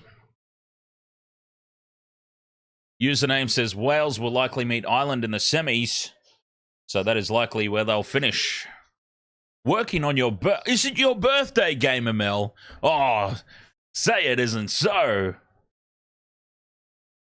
Scrum down here for Australia. It's amazing how it's solid on their own feed.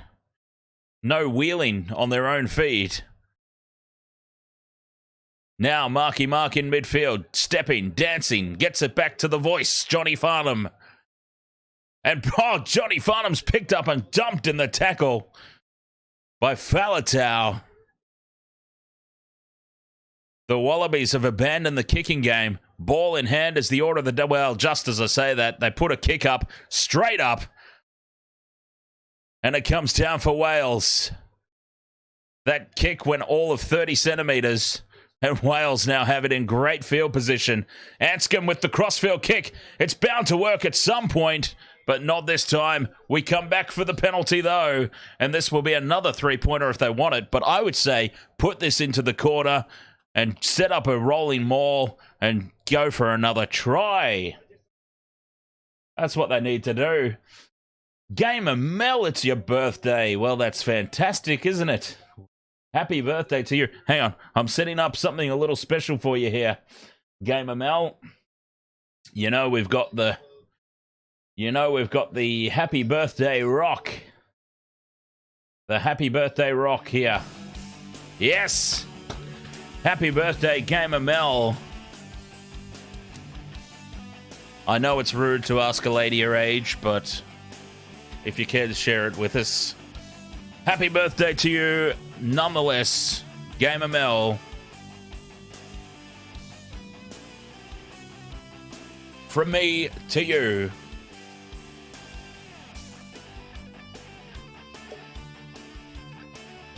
$26? Oh, you youngster.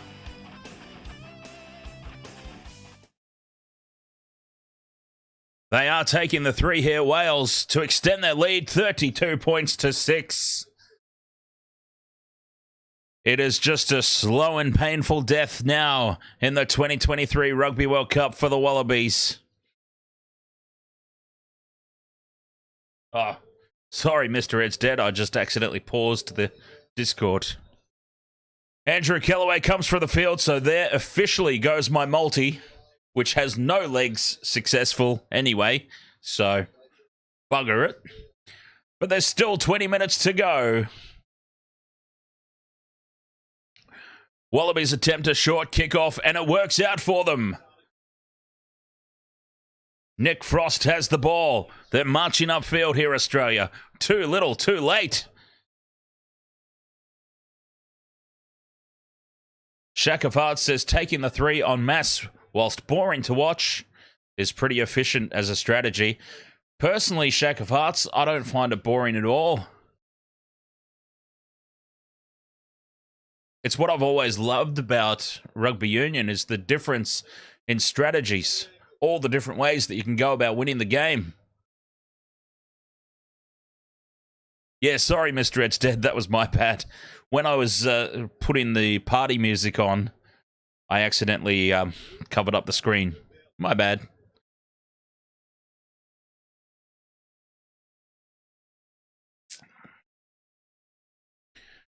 Both teams have rung out the changes here. 20 minutes to go still in this contest. Plenty of points still on offer. But Australia have not even looked like scoring a try. That's the story of the day here. They have not even once looked like threatening the try line. And now, oh, look at this defense by Wales, piling in the numbers and holding Australia up. And now Australia are completely losing the plot. Vunivalu has gone into some shenanigans here. Vunivalu, I believe it is, trying to start a fight now. They realize they're gone. And now they're trying to get into the niggle. Look at that defense. Wales, 4, 5, 6 defenders holding up one Wallaby. Where was the support from the Wallabies trying to get Korombete to ground there? They've just been outplayed, out-enthused. Everything here tonight, the Wallabies. How extremely far Australian rugby has fallen. I understand Eddie Jones, he's doing the whole rebuild thing. He's playing the whole rebuild angle. But my goodness, what a disastrous campaign for the Wallabies. Ah, thank you very much for the sub there. Wilma Peterson.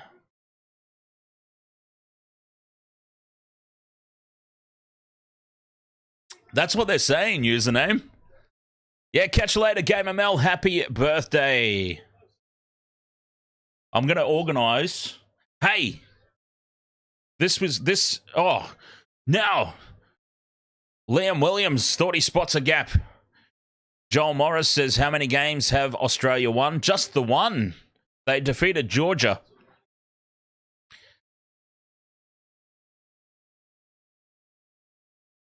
This one's gone out on the full. Is it coming all the way back? Sideshow Bob can't believe it. Sideshow Bob can't believe it, but he's kicked it out on the full. Wales will have the line-out throw. It was passed back from Corumbete, and that just sums it all up here for the Wallabies. A comedy of errors, and Sideshow Bob puts it out on the full. And it's just going from bad to worse for Australia. Every single play, something more disastrous seems to happen to them. And now Wales drop the ball. I'll be right back. I need to get myself another mixer. Thank you very much for the sub there, Brian Schwartz.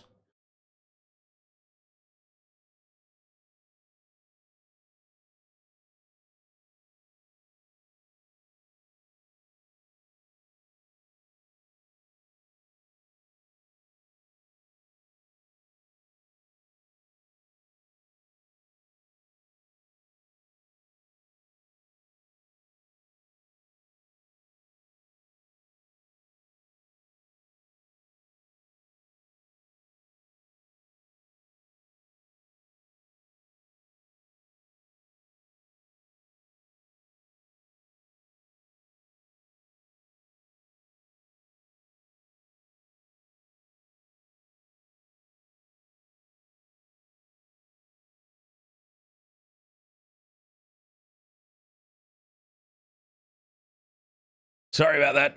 I needed a drink. Here go Australia from the scrum. Monkey Mark forcing the pass. It might have been touched by Wales. No, it wasn't. And just forcing things. Well, I mean, they have to force things now, Australia, but that is such a low percentage play from Marky Mark. Sideshow Bob. Very low percentage offload. I understand they're on a bit of a hiding to nothing now. John Leopold says too many good potential Aussie rugby players are turning to rugby league or now representing the South Sea nations.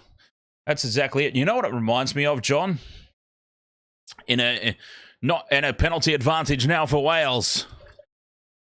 It's just all completely fallen apart for Australia, hasn't it?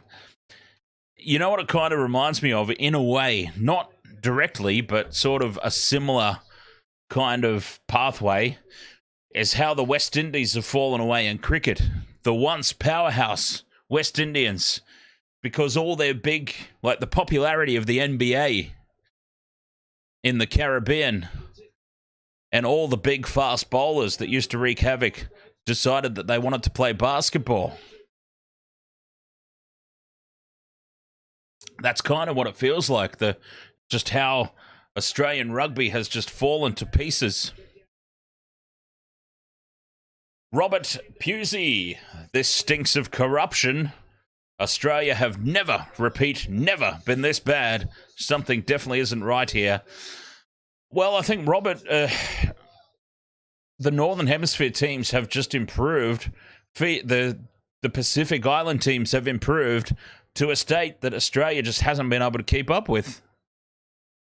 I don't think there's anything corrupt going on. The other teams have just improved immensely, whereas Australia has just gradually declined. And I think a big part of the problem, living in Australia and following along with what's sort of happened behind the scenes, I think Raylene Castle was a big problem. As Wales keep the ball alive now, 10 metres out. Exactly. Give Wales their dues. They've played incredibly well, and they deserve every single one of that lead. Every single one of that 26 points that they lead by. They're ahead of Australia in the world rankings. You can't tell me they don't deserve this victory as Karevi just drops the ball. Karevi just drops the ball into his own knees. And the comedy of errors from Australia just continues. Eddie Jones can just hold his head in his hands.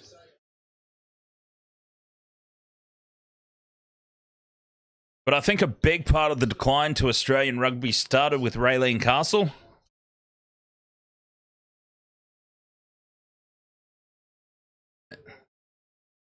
The complete and utter shambles under her watch. Australian rugby just hasn't rebounded. And of course, it's a very competitive nation sports-wise over here as well. There's Aussie rules. There's rugby league. Soccer is gaining incredible momentum here. There's the cricket. There's lots of other sports to steal away from.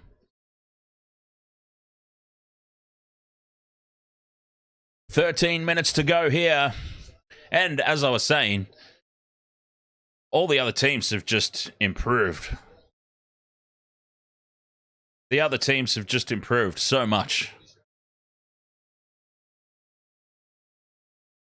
Like, this has taken... Let's appreciate the growth of Welsh rugby, of Fijian rugby, of Scottish rugby, of French rugby. This is not an overnight thing that's happened for Wales. I remember going back even like 4 or 5 years, 5 or 6 years, Wales were always so close to beating Australia frequently. So close, but it would just be... They just wouldn't be able to finish it off, and Australia would win with a try or a penalty goal at the death. This has been a slow, grinding process for Wales to get to where they are, and they deserve every single piece of this victory tonight. Cut out pass now out to Rhys Zammit, looking for a try. He almost got there right before half-time. George North picks up the loose ball. John Leibold says, absolutely, as Royan HG might say, too much sports is too much. I love Royan HG. Obviously, I'm not going to lie, HG and Roy are a very big influence on some of my commentary stylings.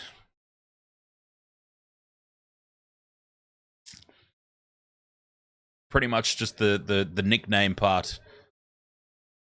I've got nicknames for certain players. That is definitely an influence of HG and Roy. How good were their Olympic Games segments? Oh, Wales getting all tangled up in amongst each other here as we approach the last 10 minutes of this game.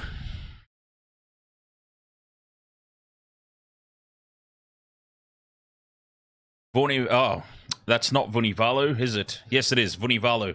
Vunivalu dropping the shoulder, and he's got to be careful. Vunivalu has turned to off-the-ball shenanigans now that this game is well and truly done. Wales, 13 phases. They've secured this. Drop goal from Anscombe. Drop goal from Anscombe. They want 3 more points. They take 3 more points. 35 points to 6, just driving the dagger in a little deeper. And then a little twist for good measure. Blake Lyons, ahoy, mate.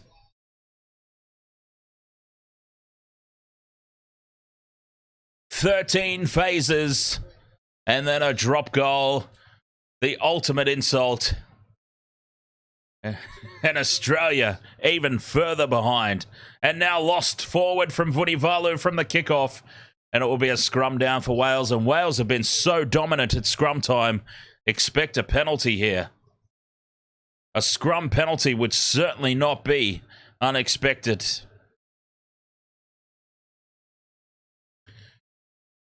"35-6 indeed, Blake Lyons.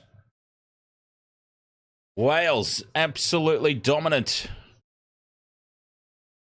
Oh, Rhys Zammit coming off the field. So that's 2 of the players in my multi now off the field. Not that it was going to win anyway at this point in time.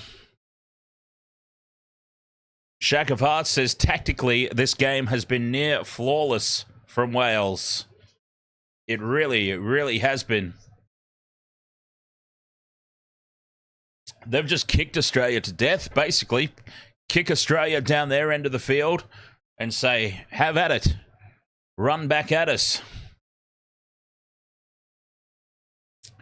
P41N on Twitch says the game has changed. You've got people kicking goals from 65 meters out.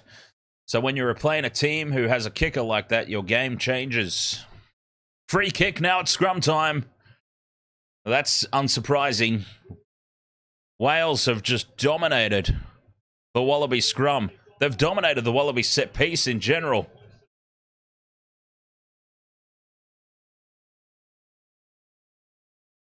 Australia, we have seen history. We have seen history all throughout this Rugby World Cup so far. We've witnessed the All Blacks suffer defeat in the pool stages for the first time ever. We have seen Fiji defeat Australia for the first ever time at a Rugby World Cup, and for the first time in general since about 1964. And we have now seen the Wallabies dumped out for the first time ever in a World Cup in the pool stages. It has been such an honour and a privilege for me to be part of so much history in one tournament, as this ball has been knocked on by Australia, and it will be another scrum down incoming here for Wales if they don't run out the advantage.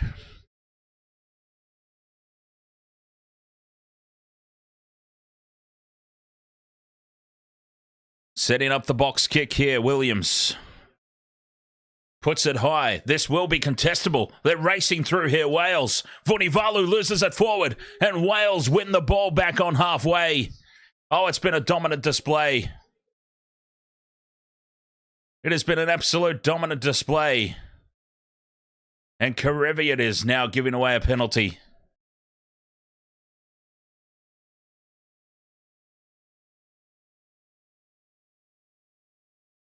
The way that the Titanic sunk, slowly but surely, they hit the iceberg early, didn't they, the Wallabies? They hit the iceberg, and then slowly but surely, they just went underwater, and they dropped, and they've hit absolute rock bottom. They have sunk completely to the bottom of the ocean here. Where do they go to from here? Wales have secured their passage through to the finals.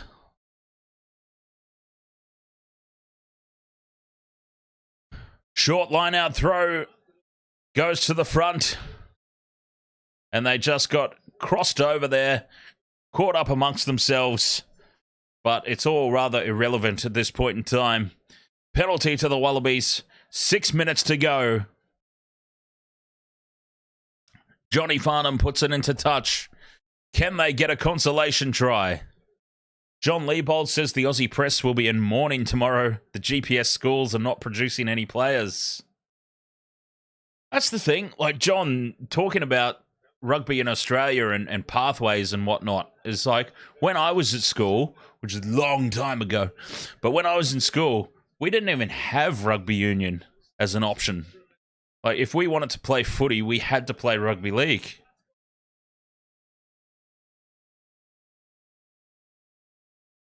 And that's the thing. Rugby union in this country is just so inaccessible. Which sucks, because I love it. Like, I would have loved to have had a pathway. As that kick into touch now, and, oh, we were talking about how everything... It's been an implosion, just piece by piece by piece by piece. And that just caps it off there. The penalty kick failing to find touch. And Wales will get the ball. And the Australians are leaving. Oh, they're off. They're off. Wallabies supporters are heading out en masse. They've given up the ghost. They're gone. Look at all those gold jerseys flocking out of the stadium. What a sight that is. They've given up. They're going home. And much like their team, the Wallabies will be going home as well. That's hilarious. That is such a hilarious sight. All those gold jerseys in the crowd getting up and flocking out of the stadium. Oh, you call yourself supporters. Supporters stand. Hey, I go for the All Blacks. And I sat through and streamed and called and commentated the entire match against France. Even when it was clear they were going to lose, I was still here. I was still screaming and cheering every play. To watch this, to see them over there flocking out of the stadium. Disgraceful. Disgraceful fans. Anyway, I'm overreacting, I know. John Leibold says, yep, I'm from the Shire. In the 70s, there was only rugby league. Abysmal support. Yeah. And for me, rugby league has had very little to cheer about. Me being a Sharkies supporter, I've only ever had 2016 and Super League. But then we lost at Super League as well. Played really well in Super League until the grand final. And then got absolutely schmozzled by the Broncos. Anyway, 3 minutes to go in this one. Another penalty to Wales. How many penalties is that? I would love to see the stats. Ill discipline from the Wallabies all around the park. And Anscombe showing them how it's done. Puts the kick. He had it on a piece of string. And it's 10 metres out from the Wallabies line. They want more points here, Wales. They want more points here from this line-out throw. To the back it goes. They set up the rolling maul. Oh, they're just cruising forward here, Wales. Cruising over. And that is a try. And that is the exclamation point on this game. The exclamation mark on this game is planted down 40 points to 6. And the Wallabies have been absolutely crushed and sent packing here at the Rugby World Cup 2023. Perfection from Wales, from their game strategy to execution. Everything has been almost flawless tonight. And that just caps it off. Oh, Warren Gatland, take a bow. Wales, take a bow. Australia, the Wallabies, get your flight home organised. Eddie Jones, you've got to feel sorry for him, right? You've got to feel sorry for him. You hate to see anybody. You hate to see anybody in that much pain and misery as that man must be feeling right now. It is going to be an immaculate press conference. I can't wait for the press conference. Anscombe hits the crossbar, sorry. Anscombe hits the left upright with his conversion attempt. Eric Coyle says, takes these Kiwis to coach well. Well, this is the thing. This is the thing, Eric. Australia had Robbie Deans. And I thought that the Wallabies were improving under Robbie Deans until, like, that player unrest and the player boycott happened. The uprising of the players got Robbie Deans kicked out. And then you had Dave Rennie, and things were turning around under Dave Rennie. There were some real positive signs. And then Dave Rennie gets the boot, and now Eddie Jones has come in and wow, what Eddie Jones has won one game? One game as coach against Georgia. It's incredible. Can they bag a consolation try here? The Wallabies' time is up on the clock. Time is up.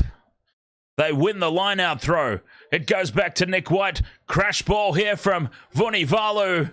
He's lost it forward. It's held up. That will be the game. Wales defend their line. And that is time. Wayne Barnes blows time. Eric Coyle says, what is the difference between the Australian rugby team and the Sydney Harbour Bridge? Not everyone has walked over the Sydney Harbour Bridge. Hang on. Wait a minute.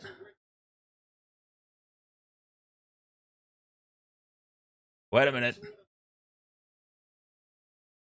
I wasn't prepared for this, as you can tell. Ah, never mind. I'll just put a laugh track on. Huh. I was looking for the badum tish, you know, the drum. So yes, I'll just give you the laugh track and a round of applause for that one.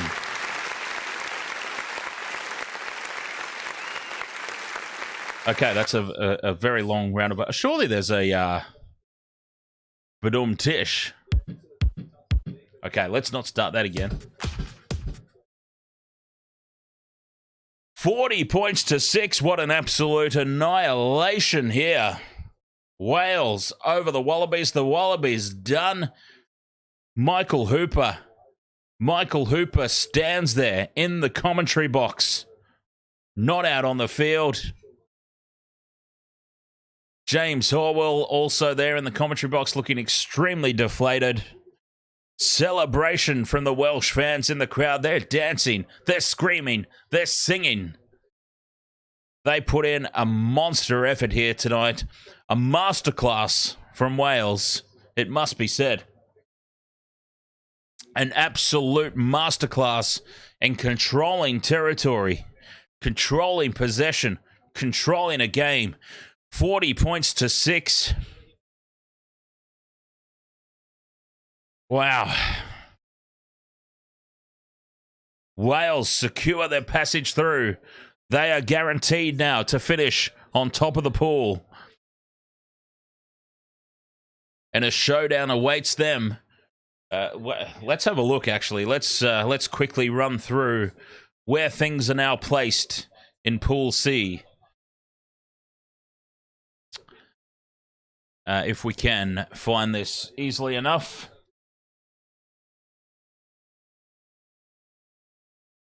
Let's see if we can find out where things sit.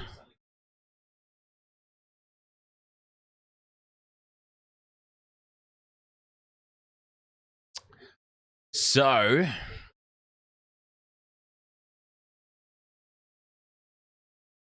let's go. Let's look at the brackets. All right, so Group A is looking like... All right, let's see if we agree. Let's see if we agree, chat room. Group A is looking like France, New Zealand, 1 and 2. Group B is looking like Ireland, South Africa, 1, 2. Scotland, a very close third. Group C is now Wales guaranteed on top. Fiji, very solid, looking for second place. Australia in third. And Pool D, England, way out on top there. And it's going to be it's a flip of the coin, really, at the moment, isn't it, in Pool D between Samoa and Argentina. I mean, are we willing to give Argentina passage through in Group D? I would put them both through if I could. I would combine them as a 50-50 if I could. All right, let's go Argentina in D. So that sets up the quarterfinals of Wales versus Argentina. Okay, Wales versus Argentina or Samoa. And you would have to think the Wales would be favourite no matter who they come up against in that one. So let's give Wales the win there. Eric Coyle says, good commentary on the game. Subscribed today. Go Fiji. Thank you so much, Eric. Very much appreciate it. And yes, hopefully catch you in the next game. So yeah, let's give Wales the win there over Argentina in the quarterfinals. Argentina have been extremely disappointing, to say the least. Ireland versus New Zealand. It's going to be a tough game, but Ireland, I think, on the back of their victory over the Springboks, will be just brimming with confidence, and we could see the All Blacks knocked out in the quarterfinals. John Leibold says, yes, appreciate your great commentary. Thank you so much, John. Cheers, mate. And obviously a rugby league supporter yourself, so maybe catch you on Sunday for the grand final, Panthers versus Broncos, huh? England versus Fiji. Fiji have beaten England before. Wouldn't it be a turn-up if they did again? But I can't see it happening. England will go through there in the quarterfinals. And what an absolute monster of a game the last of the quarterfinals, France versus South Africa. Talk about flipping a coin. France versus South Africa. France are going to be very, very hard to topple at home, even for the mighty Springbok. Oh, it's hard to pick that one, though, isn't it? That is going to be the game of the quarterfinals, for sure. That will be the blockbuster contest of the quarterfinals. France versus the Springboks. Let's just say, for argument's sake, that France get the win there. Just to make things interesting. And that sets up semi-final clashes of Wales versus Ireland and England versus France. Wow, what a huge turn-up that would be. We were talking earlier, what was it, about 20 or 30 minutes? Probably not that far into it. Maybe about 15 or 20 minutes into the second half, we were talking about the improvement of the Northern Hemisphere nations, the improvement of the Pacific Island teams, but especially the improvement of the Northern Hemisphere nations, and why this is not so much of a surprise as you might think. Flash red, ahoy there, mate. And look at that, the way that this finals could turn out. Wales versus Ireland, England versus France in the semi-finals. An entire Northern Hemisphere semi-final blockout. And what a huge statement it would be for Northern Hemisphere rugby if that eventuated. I mean, that would just be massive. That would just put a stamp on the turnaround of the Northern nations in world rugby. What a huge moment that would be. And then you've got Wales versus Ireland. Imagine if it's Ireland and France in the Rugby World Cup final. I would love to see that personally. Ireland, I think, are extremely overdue for a Rugby World Cup final. Imagine if Fiji get to the finals, says John Leibold. Well, I mean, I suppose technically they'll definitely be in the finals now, won't they? Saturday Player says, breaking news, Japan withdraw offer. Hang on, where's my laugh track again? Where is it? Japan have immediately withdrawn their offer for Eddie Jones. They said, sorry, mate, we don't want you. Do you reckon Eddie's trying to get fired? If this is true, okay, conspiracy theory. Conspiracy theory. Bear with me for a moment here, okay? Complete and total conspiracy theory. Is Eddie Jones, did the whole Japan thing happen? Is he now trying to get fired? Is he trying to get out of his contract to go back to Japan? Not the craziest thing in the world, right? Definitely not the craziest idea. Look, probably not true, but not the craziest idea.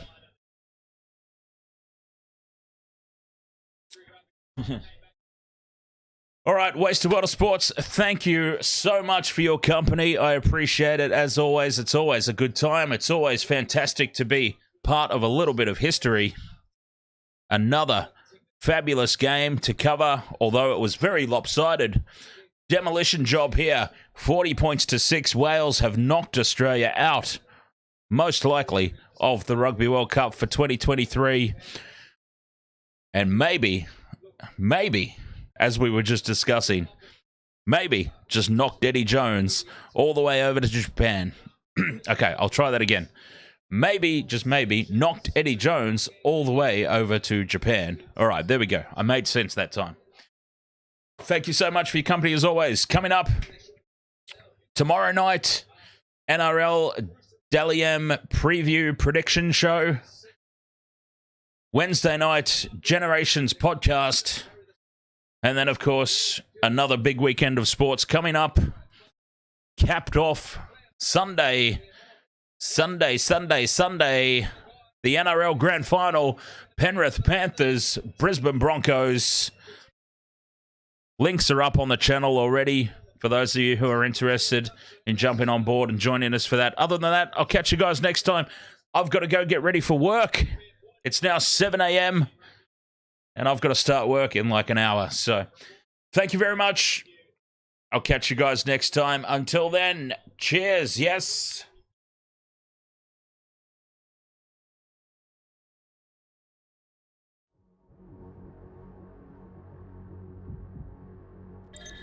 His ass is hanging out as he makes a break upfield. Stepping back. Oh, he's copped a head right to the nuts. Cameron Munster's now putting his balls in Nick Meaney's face. I have no idea what the wasted world of sports is.